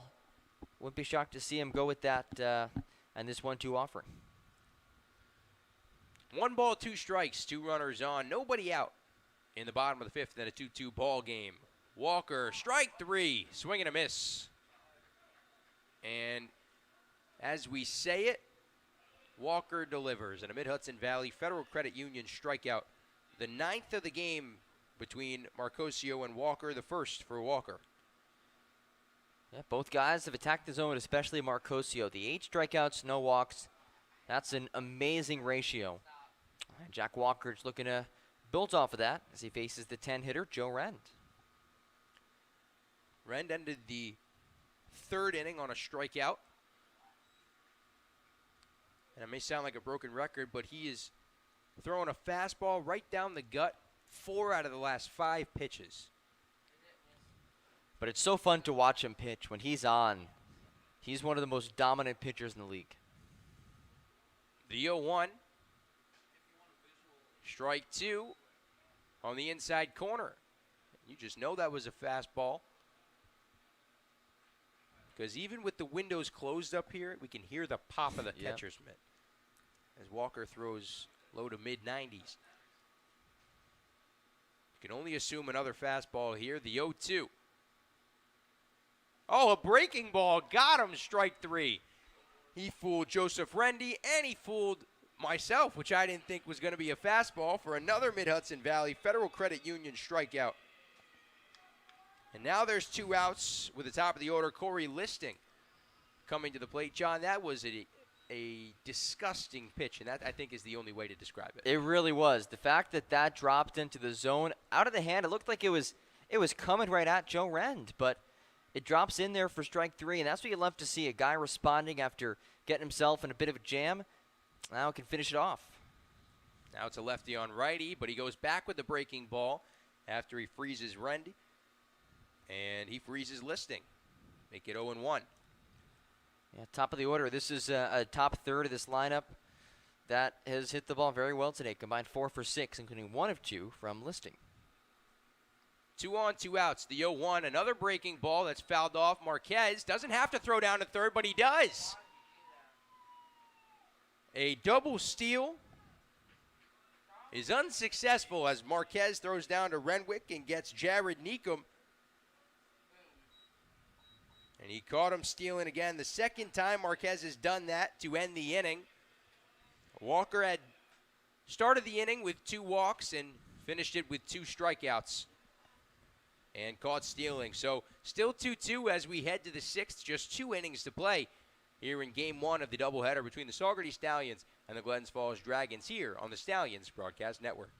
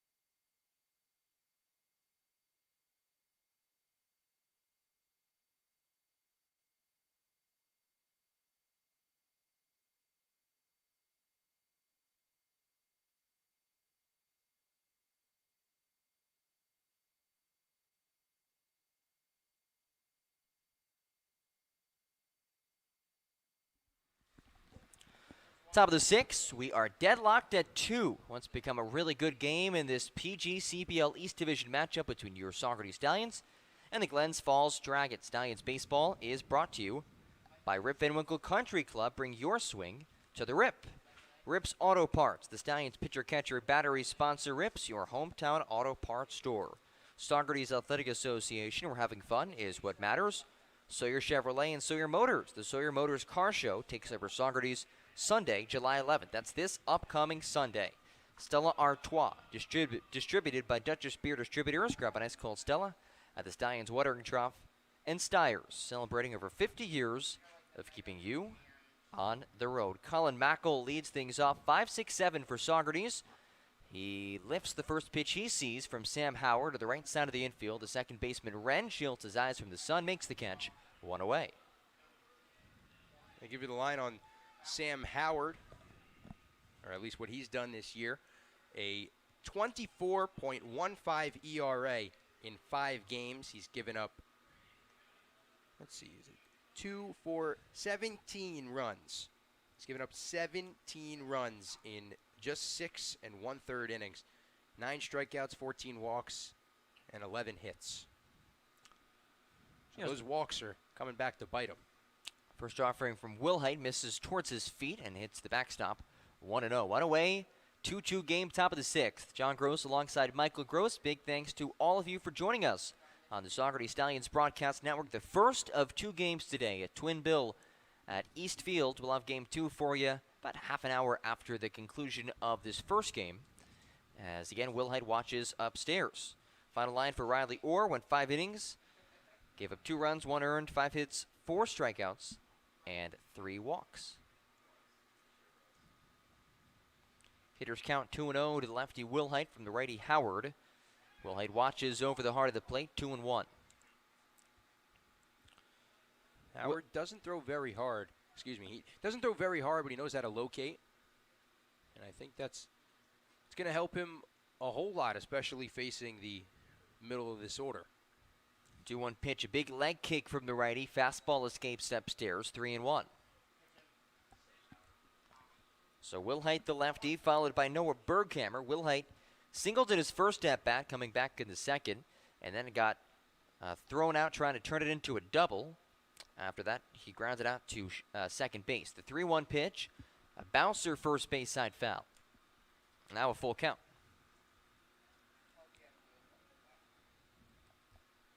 Been a lot of full counts for both teams. They're working both pitchers deep into counts, fouling off pitches, and making them throw strikes. Good pieces of hitting from both sides. The payoff offering at a full count with 1 away in a 2-2 game, top of the 6th. Wilhite gets under it, sends it to center field. Backtracking, listing, under it, 2 outs.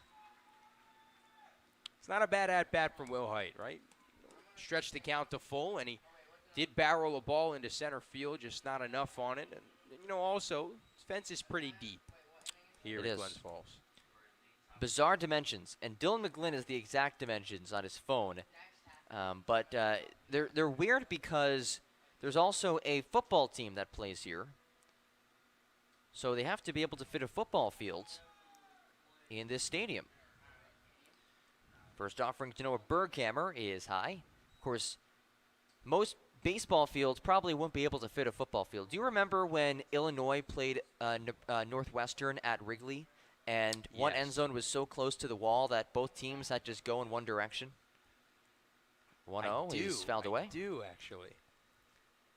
It was, at Wrigley, the battle of the 2 main college football teams in the Chicago area. Both schools try to claim that they're Chicago's team, and it was I think it was right field. One of the end zones, it was the back of the end zone, and then maybe 5 to 10 feet before the outfield wall, which is a brick wall there.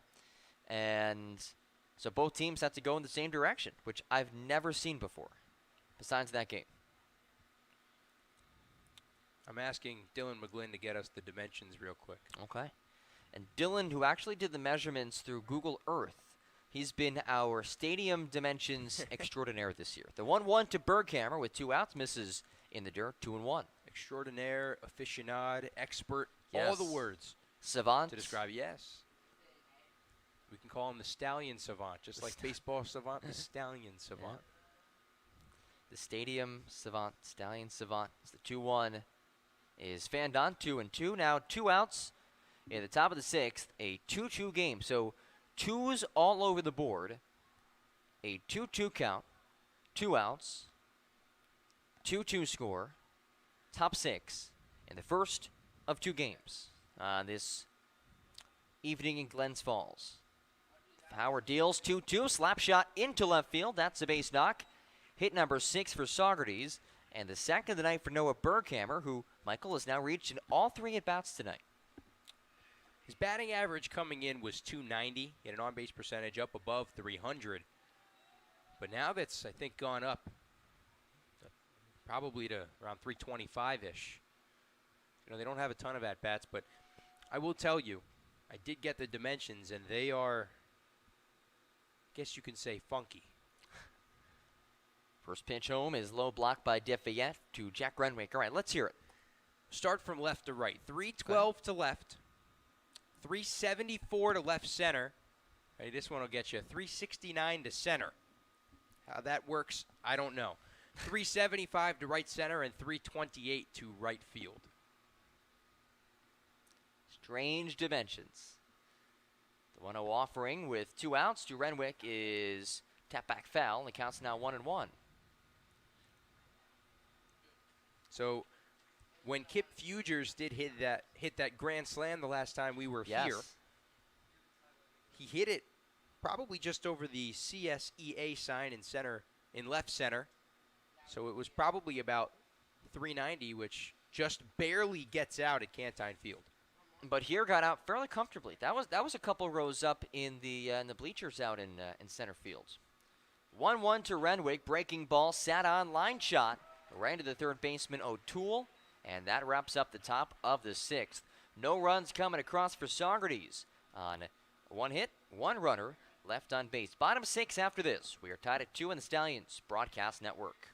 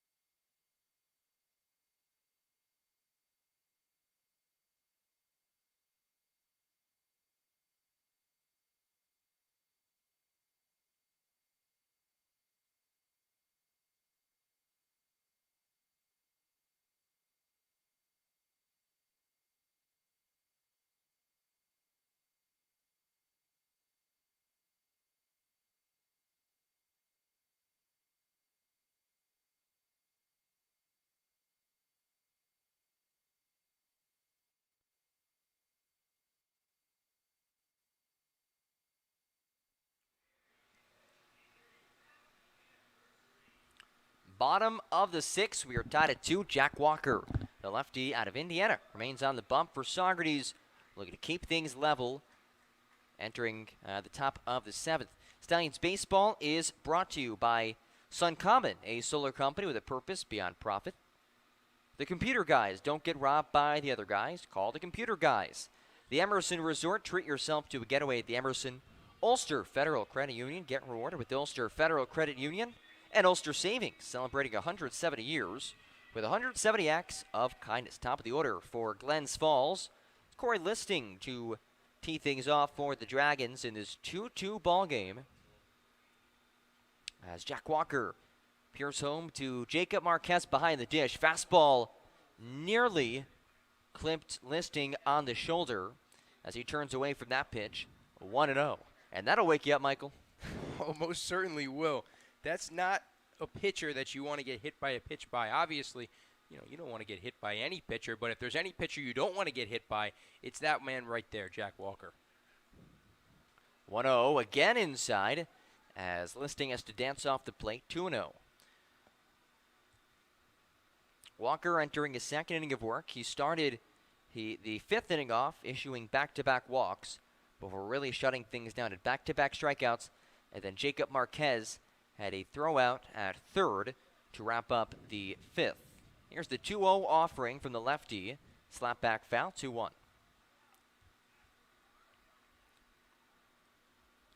We'll have the second leg of tonight's doubleheader after this. We estimate about 25 to 30 minutes after the conclusion of this game. It'll be on our YouTube page, a different link, but will be sent out on social media. And again, if you just subscribe to our YouTube page, you'll get notified when we're live. It's that simple.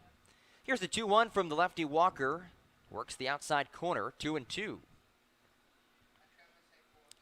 Listing 1 for 2 today. A single back in the first, a strikeout in the fourth. Walker readies from the third base side of the mound. Comes through the delivery. The 2-2 home is upstairs, full count. I said before, we've seen a lot of full counts, but we've seen a lot of pitchers battle through full counts and get that out or get the strikeout. And the Stallions, they have, 9 strikeouts thus far? Yep. Walker will look for the 10th. 10 so far.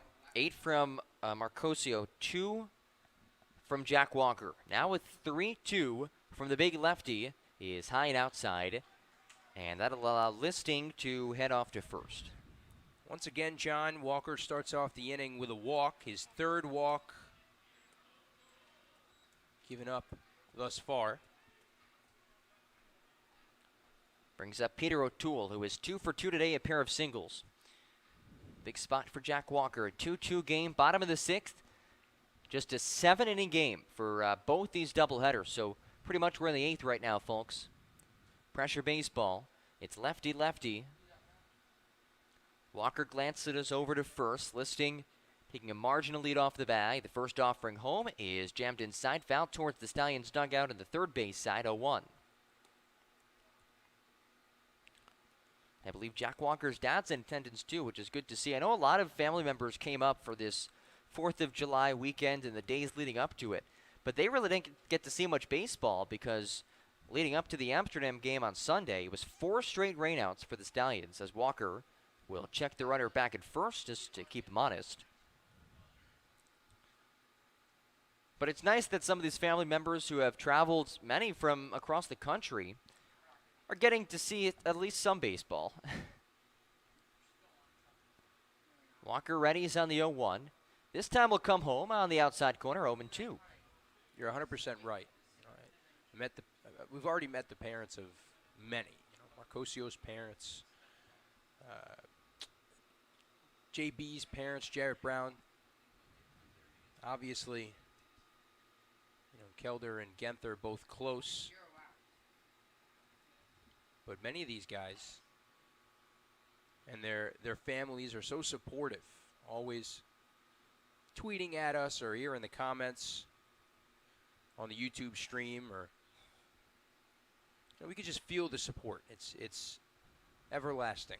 0-2 home, swing and a miss, strike 3. Fastball dips down and outside, and that's the first time that O'Toole's been retired today, one away after the Mid-Hudson Valley Federal Credit Union strikeout. Well, after giving up a walk, just a 3-pitch strikeout to O'Toole, that's how you come back from giving up a leadoff walk. He didn't do it last inning. He walked the first 2 guys, but now he's got 1 out on the board with 1 guy on. One away, another lefty. It's Kobe Brulette. First pitch on the outside corner to the lefty Brulette. Strike 1. Brulette 1 for 2. He lined into a double play back in the first before reaching in the fourth via infield single. 2-2 game, bottom 6. Walker checks the runner at first. He'll now approach the plate. High and inside. 1-1. This is a game that was scoreless through the first two. The Stallions graced the scoreboard first, putting up a run at the top of the third. Glens Falls bounced back with 2 runs in the bottom of the fourth before the Stallions tied things in the top of the fifth. That brings us to the bottom of the sixth. Again, 6 of 7 innings in the first leg of today's doubleheader. Walker again will flip back to first to Tyler Kelder.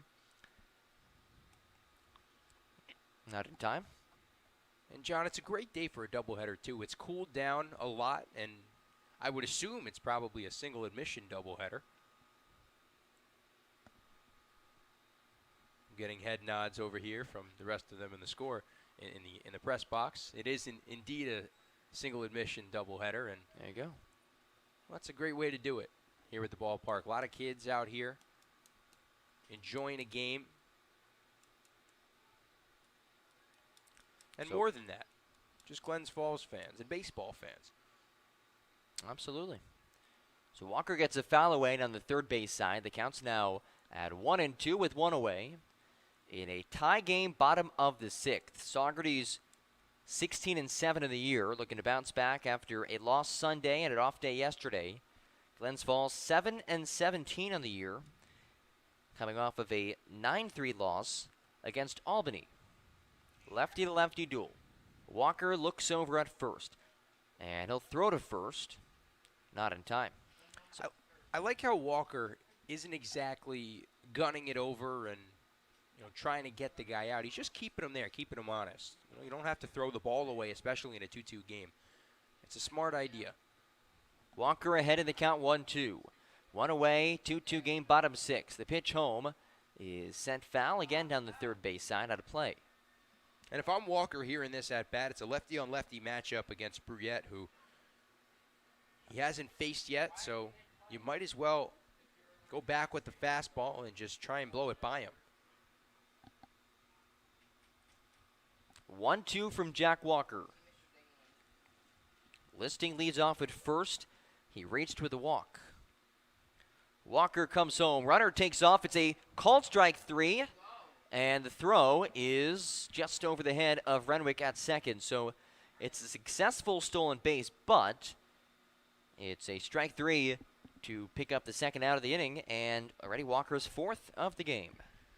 So that's huge for the Glens Falls Dragons, but John, it's Joseph Kersey at the plate who has struck out in both appearances thus far.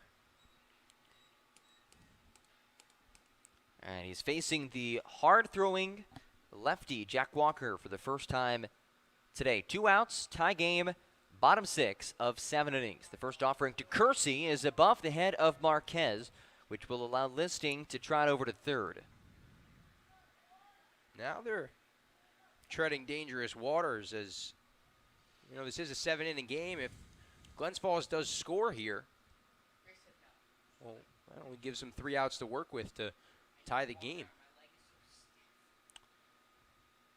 Bottom of the 6th in this 7-inning first leg of the Twin Bill. So again, pretty much the bottom of the 8th inning right now if we were thinking of a full game. The 1-0 count from Jack Walker. Go-ahead run on third. The pitch home works the outside black for 1-1. Walker's got to be real careful, and Marquez has to be extra careful as well. Don't really want anything down. You'd rather put the ball in play than give up a run on a pass ball. 1-1 delivery. It's fanned on by Kersey.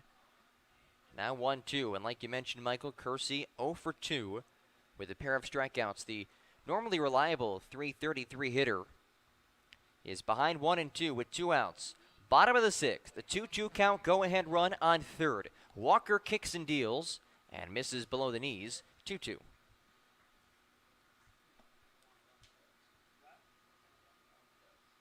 Once again, John, just go back at him with the fastball. Not a time to get cute. It's a time to throw strikes, and it's a time to get that third out and keep this game tied. Walker readies in the mount. Glove chest tie. He'll come home with a 2-2 with 2 outs. Pop back foul over our heads in the press box, and the count stays at 2-2.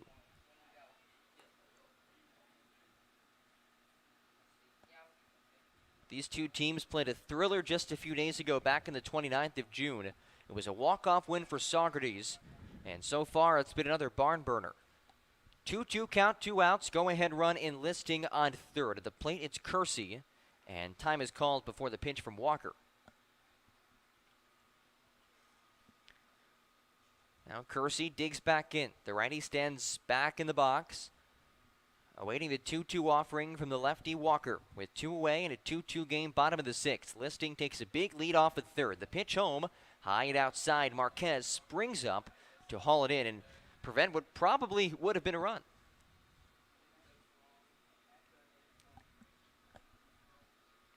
John Cameron Collette on deck. Another right-handed hitter. You really don't want to face more of them, so you might as well get this one here. Full count with 2 outs. The pitch home, upstairs, and it bounces right back towards Marquez. He'll flip to Walker. The tag is not in time.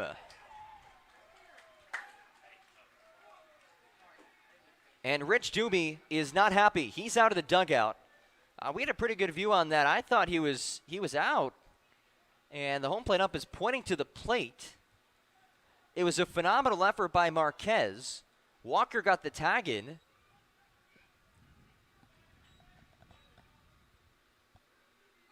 And Rich Doobie is standing in the righty batter's box, pointing at the plate.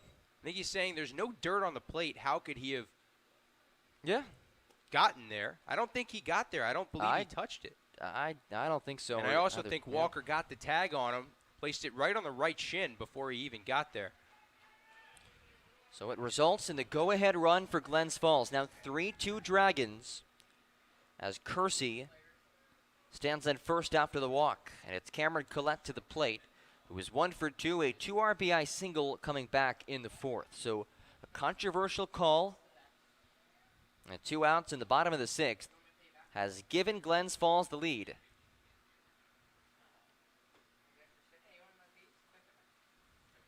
Now Fastball outside. Now Walker really has to take a deep breath here.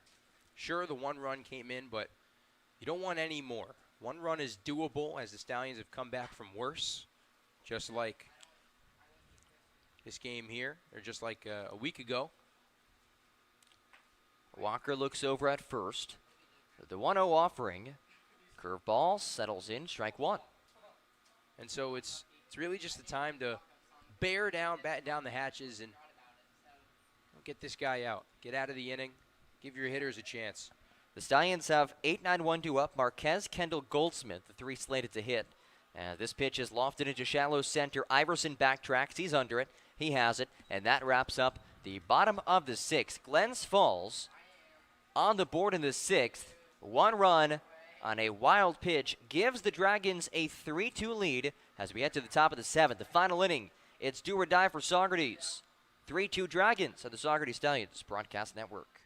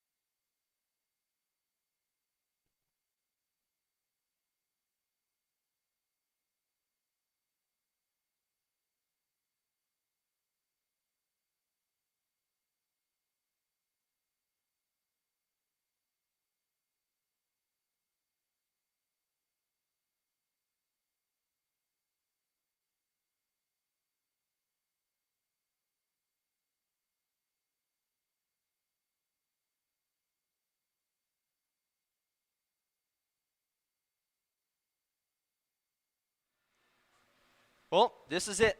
Top of the 7th, top of the last in this first game of today's doubleheader. Jacob Marquez, the switch hitter out of Washington State, leads off for the Stallions. Got a controversial call allowing Glens Falls to take a 3-2 lead at the bottom of the 6th. Here we are, top 7, as Howard Winds and fires, spikes it short of the plate, 1-0 to Marquez, who is 0 for 2. As Caden Kendall on deck, he's 1 for 1, his reach base in both at-bats, followed by Gunnar Goldsmith, who represents the top of the lineup. Goldsmith 1 for 3. And if they get there, John, it's Nick Iverson, who's been good in the later innings as well. He does have a hit today. Marquez awaits the 1-0 offering from the righty Howard, and he misses inside. 2-0. It's good for Marquez there in this at-bat to just take pitches, right? You don't want to jump on anything early and give the Dragons anything. 2-0 offering to Marquez. Again, spiked this time at the outside part of the plate. Ball 3. Marquez is hitless in 5 of his last 6 entering today. Now a 3-0 pitch. You'd imagine he's taking all the way here? I would say so. I would say so. Looking to start this inning off with a base runner. The 3-0 pitch is low, and Marquez will head to first. That's huge for the Stallions, and especially for Caden Kendall, who has found success as of late. And what they're going to do now is they're going to pinch run for Jacob Marquez as Cade Verduzco will go in there and will pinch run at first. So he's got to be careful, but now I have to assume that because they've taken out Marquez, Gene Napolitano, the other catcher, will have to play catcher. So the Stallions start with the base runner on for the 3rd inning. They scored their 2 runs, both in innings that came with them starting with the base runner. As Verduzco takes off, the throw to center, sails into right center, hops in and out of the glove of Collette, and the tying run is 90 feet away with nobody out. It's a Benson steal and then some in the top of the 7th.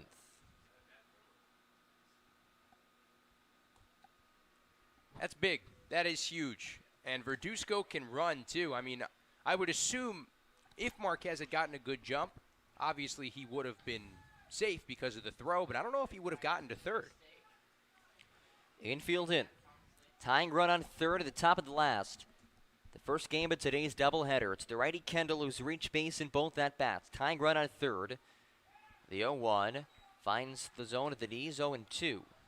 Infield is definitely in case a soft chopper in the infield, gets there.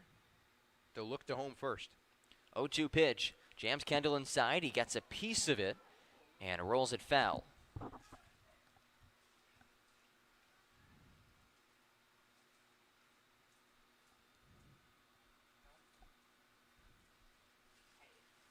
Kendall taps the plate. The righty with his bat back. Verduzco on 3rd as the tying run. Howard sets on the 0-2 delivery with no outs. Curve ball drops in. Strike 3 looking at a backwards K as Kendall is retired for the first out of this 7th. Kendall not happy. Looks like it may have ended there in the glove, but I don't know if it crossed the plate as a strike. It was upstairs. Obviously, Kendall not happy for a reason, and I don't think the Stallions' dugout is happy with the home plate umpire either. So that brings up Gunnar Goldsmith, who is 1 for 3, a single in his last at-bat. Tying run on 3rd and Verduzco, the infield in. First pitch, high and away, 1-0. Cannot strike out. 3-2 Glens Falls, top of the last. The Dragons have defeated Saugerties just once this season. 1-0 pitch to Goldsmith. Misses below the knees, 2-0. It's a good take. A lot of times on 1-0, you're not necessarily sure whether to really take or if maybe you get a strike there, but on 2-0, you know you're going to get a strike. Pitcher doesn't want to fall behind 3-0. Howard looks to 3rd. Pitch home, and he does just that. Fastball down and outside as he's now behind 3-0. No action to the Dragons' bullpen. Look at a stretch out Howard.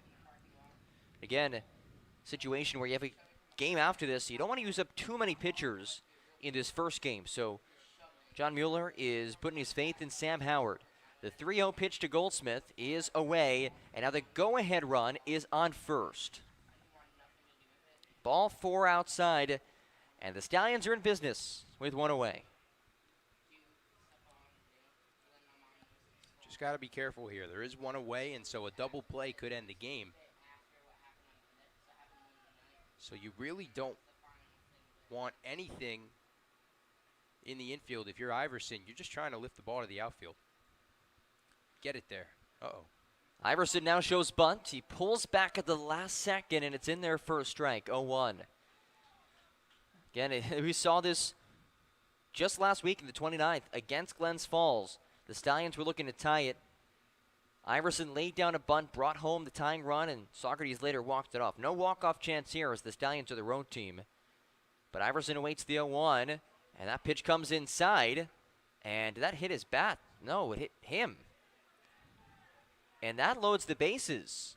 So a hit by pitch brought to you by Delvecchia and Kraft Injury Attorneys. If you've been hit, call Delvecchia and Kraft Injury Lawyers. And a mound visit for Glens Falls. The bases are loaded for Josh Stevenson. And a chance to do some damage in this top of the 7th. You know, one run is obviously all they need. But I think if you're head coach Rich Doobie and if you're Josh Stevenson, 2 would be nice. To go up here, and then you have Richie Simprick, who's most likely going to come out of the bullpen. He's warming up right now. He's been stellar in his last outing. He pitched those 2 innings. He had 4 strikeouts, faced the minimum. And he's been very good. But for the Stallions on this end of things, here in the top of the 7th, it's Josh Stevenson, and you also have Tyler Kelder, who's on deck.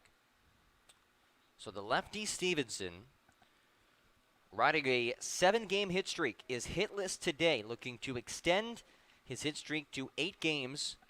Most importantly for this game, looking to tie or give the Stallions the lead. They have the bases loaded. First offering from Howard is low, 1-0. Good take there from Stevenson. Remember, it's not a strike that you're looking to hit. It's a pitch that you find good enough in the zone that you can hit. The 1-0 is again low. DeFayette blocks it on the down and outside pitch, 2-0. Yeah, the command for Howard, it was there in the 6th, but he seems to have lost that in the 7th. He walked Marquez to start this inning, then struck out Kendall looking, walked Goldsmith, who's now on second, and just hit Iverson, who's on first. 2-0 count to Stevenson. Corner infielders in. 3-2 lead for Glens Falls. Fastball high and away, 3-0. And John, I'd take a walk here, even more than a base hit, because with Tyler Kelder on deck,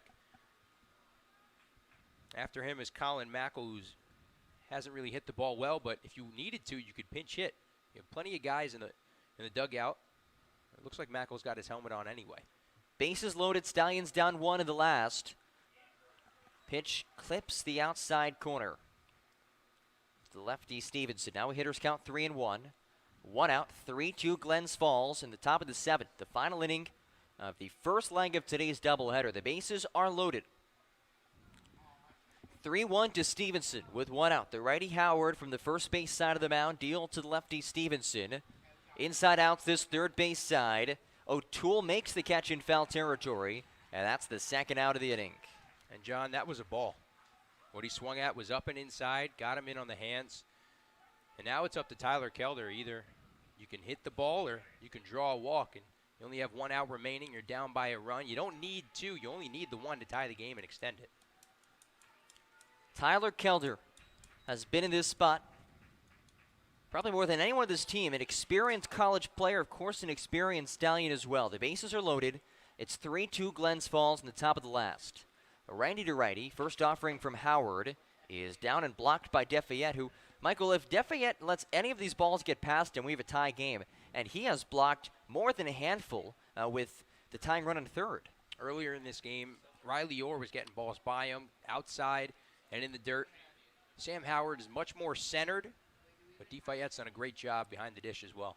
1-0 to Kelder, outside, and again DeFayette extends to his right to haul it in and keep it in front. 2-0 count, 2 outs to Tyler Kelder, who is 0 for 3 today, the cleanup batter. has the bases loaded. Verduzco on third, Goldsmith second, Iverson first. Saugerties trails 3-2 in the last. A 2-0 count with 2 outs. Righty to righty, Kelder awaits the offering from Howard. The pitch home, breaks down, ball 3. I'm taking all the way. I might even take on 3-1 if Sam Howard does put a ball over, because at that point, there's a very good chance of him throwing a ball. And a ball does tie the game. Howard taps his left foot, comes home in the 3-0. Ball 4, and we are tied. A bases loaded walk drawn by Tyler Kelder. 3-3 in the top of the 7th. That is massive. Would it have been better if it was Josh Stevenson? Sure, but you got the run in anyway. It's a 3-3 ball game. But now here comes John Mueller, and he's probably going to make a pitching change. Yep, second mound visit, and that will be it for Sam Howard. So a pitching change for Glens Falls. Bases loaded, 3-3 game in the last. Doesn't get much better than this, folks. Stick with us on the Saugerties Stallions Broadcast Network.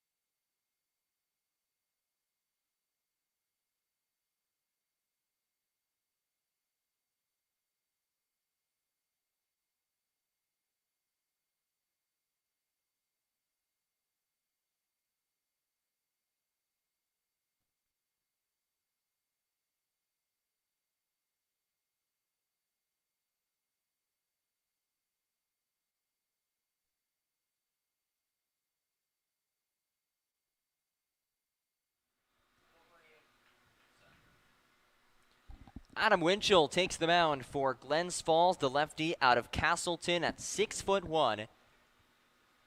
Enters a pressure situation. The bases are loaded for Colin Mackel in a 3-3 game.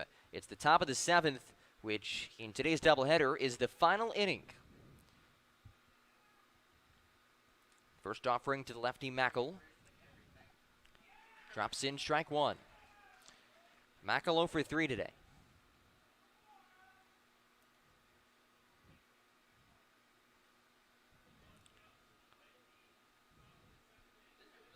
Bases loaded, the 0-1 offering to Mackel inside. 1-1. Almost clipped him, John. I thought that was coming to hit him. And if I'm Mackel, there's ice. There's ice in the cooler. We can get you ice. I'll run to the store. Stand there and let it hit you. Why not? 1-1 offering with 2 outs and the bases loaded. Outside for ball 2. On third is Gunnar Goldsmith. He was walked. Nick Iverson stands on second, hit by a pitch. Tyler Kelder on first was walked. But again, Sam Howard now out of the game. It's Adam Winchell facing his first batter of the evening. 2-1 count to Colin Mackel, lefty-lefty with 2 outs and a tie game in the 7th. Breaking ball, misses inside and just nearly avoids hitting Mackel. 3-1. I'll tell you this much. I think he listened to me. I think he can hear me. He can feel it, and he just stayed there. He didn't move a muscle. He said, if it hits me, it hits me. 3-1's the count with 2 outs. The base is loaded. And Mackel takes ball 4 down and outside. The Stallions are in front. 4-3 Saugerties in the top of the last. You want to talk about battling back? They've done it again, and they've done it again against the Glens Falls Dragons. And it hasn't even come on base hits, John. It's come on walks. Well, the Stallions, the benefactors of some free 90s in this final inning. 4-3 Saugerties. First pitch to Andrew Wilhite is low, 1-0. So they bring in the lefty to face back-to-back lefties, hoping it would work out, but got to find the strike zone first. Bases remain loaded. The 1-0 delivery to Wilhite. Taking first strike inside corner, 1-1. You know, if I'm Andrew Wilhite, yes, a bit of the weight is lifted off of your shoulders, but at the same time, you need some insurance runs. Stallions could certainly use some insurance runs, brought to you by Hell's Mortal Realty and Insurance. Bases occupied. 1-1 pitch with 2 outs. Drops low again. DeFayette there to slap it down. 2-1 on Wilhite. The Stallions have scored 2 runs so far in the 7th to take a 4-3 advantage. Iverson, Kelder, and Mackel, the base runners. The 2-1 home. Jammed inside, sent back foul, 2-2. That's a good cut, though. Protect the zone. You know, I mean, it was borderline. Could have been a ball inside, but it also was probably on that inside corner. 2 balls, 2 strikes, 2 outs. A 1-run lead for the Stallions in the top of the last. Bases loaded for Andrew Wilhite, who is 1 for 3. The offering, towering fly ball, shallow right. Joe Wren, who lost his hat, steps back and tracks it to end the top of the 7th. So we head to the bottom of the 7th, and instead of a 7th inning stretch, it's the final half inning of baseball in this first game of today's doubleheader. The Stallions 3 outs away from victory as big Richie Simprick enters the game, looking to finish off the job. 4-3 Saugerties on the Stallions Broadcast Network.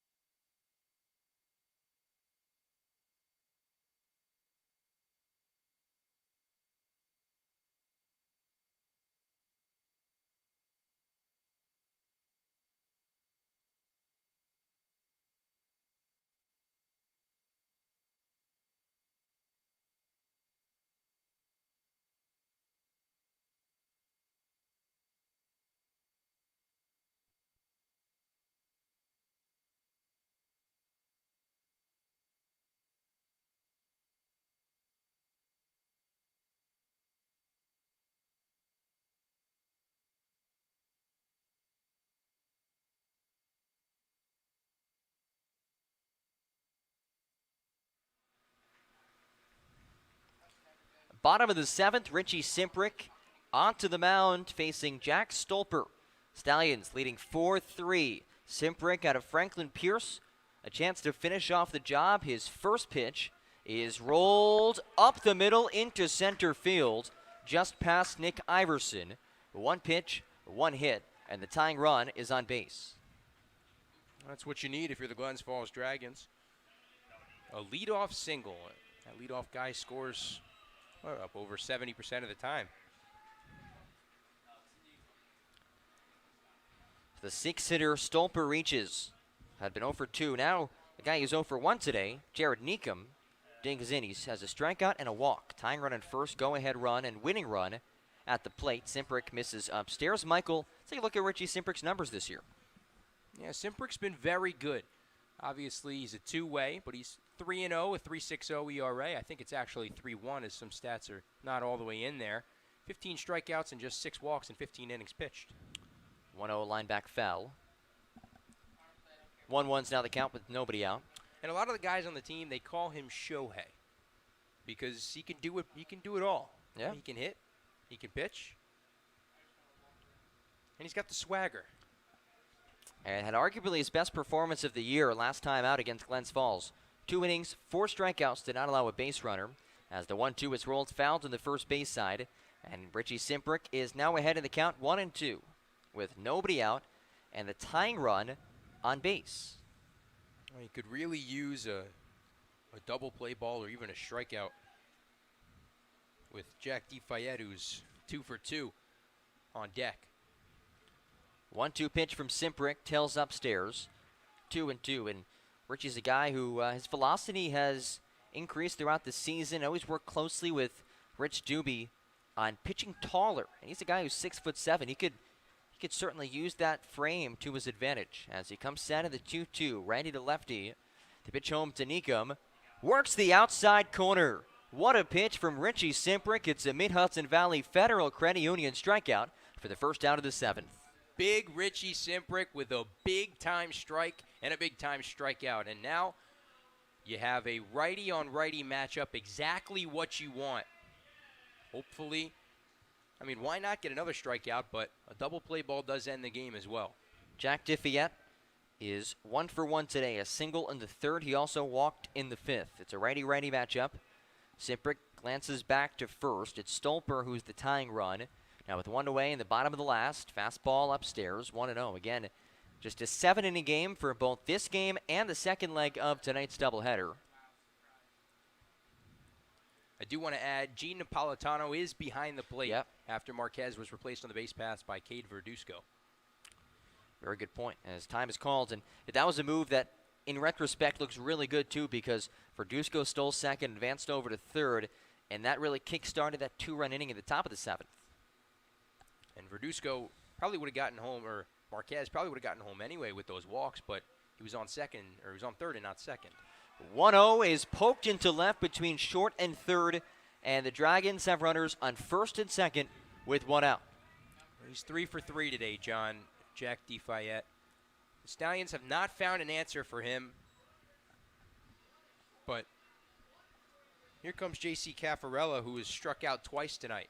But, John, I do want to add this little tidbit of information. The other 2 batters that have struck out the first 2 at-bats and reached base safely in their 3rd are Joseph Kersey, who walked in the 6th, and then that single there from Jack Stolper. So Caffarella will look to do the same. Yeah, interesting trend developing so far for the Dragons, but the first time tonight that Caffarella is facing Richie Simprick. 1 away, first and second, as time is called. And now Caffarella will head down to talk with third base coach John Mueller. Stolper on second. He represents the tying run. The winning run is on first in Jack DeFayette. Both reached via single. Again, Caffarella 0 for 2, a pair of strikeouts. Simprick checks back to second. A 4-3 Stallions lead. Bunt is shown. The pitch home on the outside edge. 0-1. It was close. We can call it edge, but it was definitely close. I don't think Caffarella liked that call. Simprick ahead 0-1. We'll see if Caffarella again flashes the bunt, and he does. 0-2 is pop back foul, and now the bunt out of the equation with Richie Simprick quickly working ahead 0-2.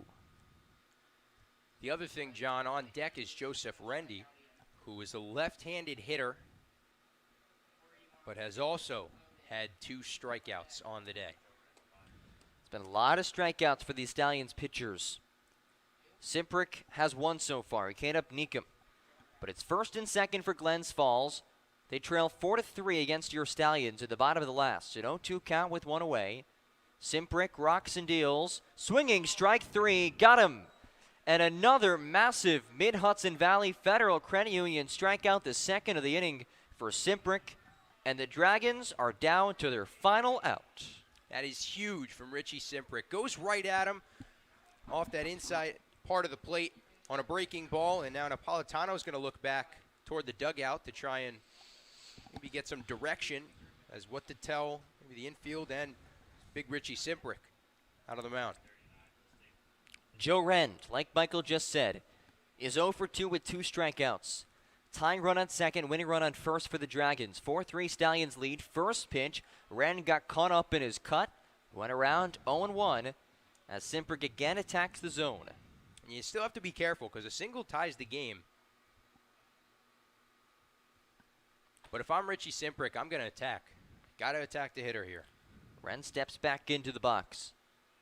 Simprick looks back at second. That's Stolper leading off the bag. He checks back once more. Now the 0-1 pitch. Hacked at and missed. 0-2. And the Stallions a strike away from victory number 17 on the year.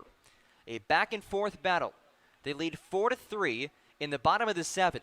The first game of today's doubleheader comes down to this. Stolper on second, the tying run.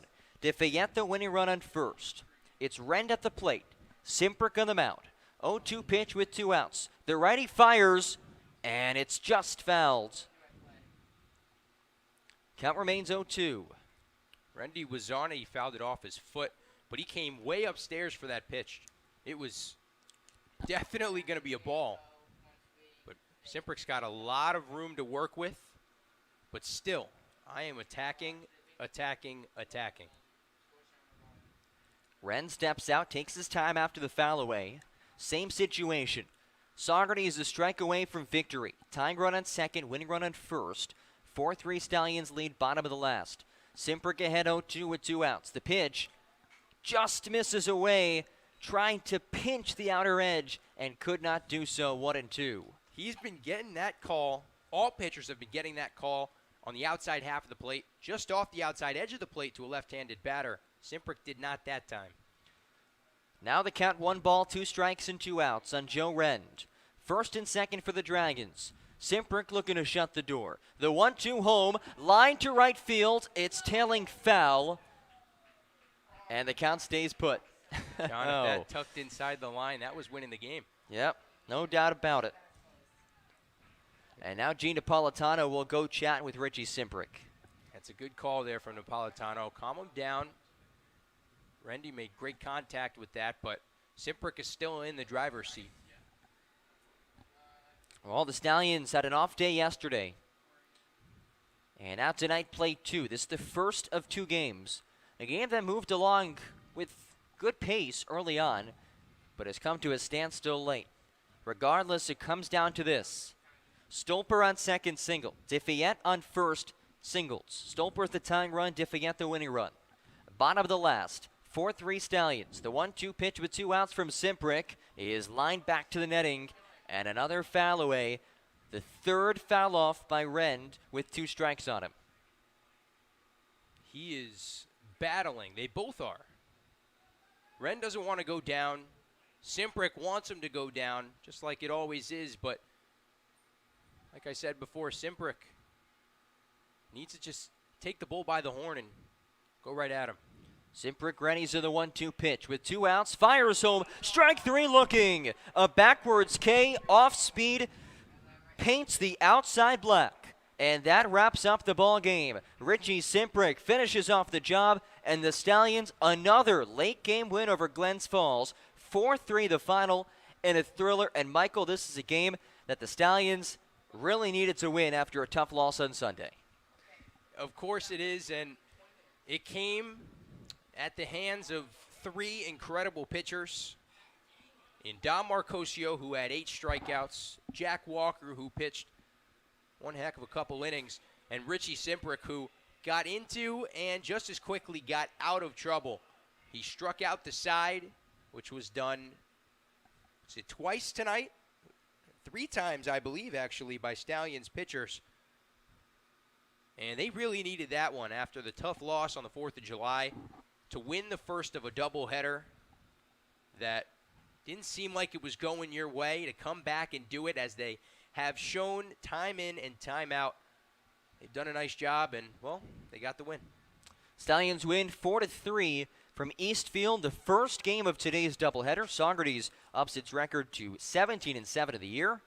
Glens Falls drops to 7-18. That'll do it for our broadcast of Game 1. We'll have Game 2 for you in just about half an hour. It'll be on our YouTube page, so stay on our page. It'll be a different link, though, to watch the game. Once again, Saugerties wins 4-3 the final. For my broadcast partner, Michael Gross, I'm John Gross. Big thanks to all of you for joining us. Signing off for now. We'll talk to you again in a little bit. 4-3 the final. Stallions are victorious.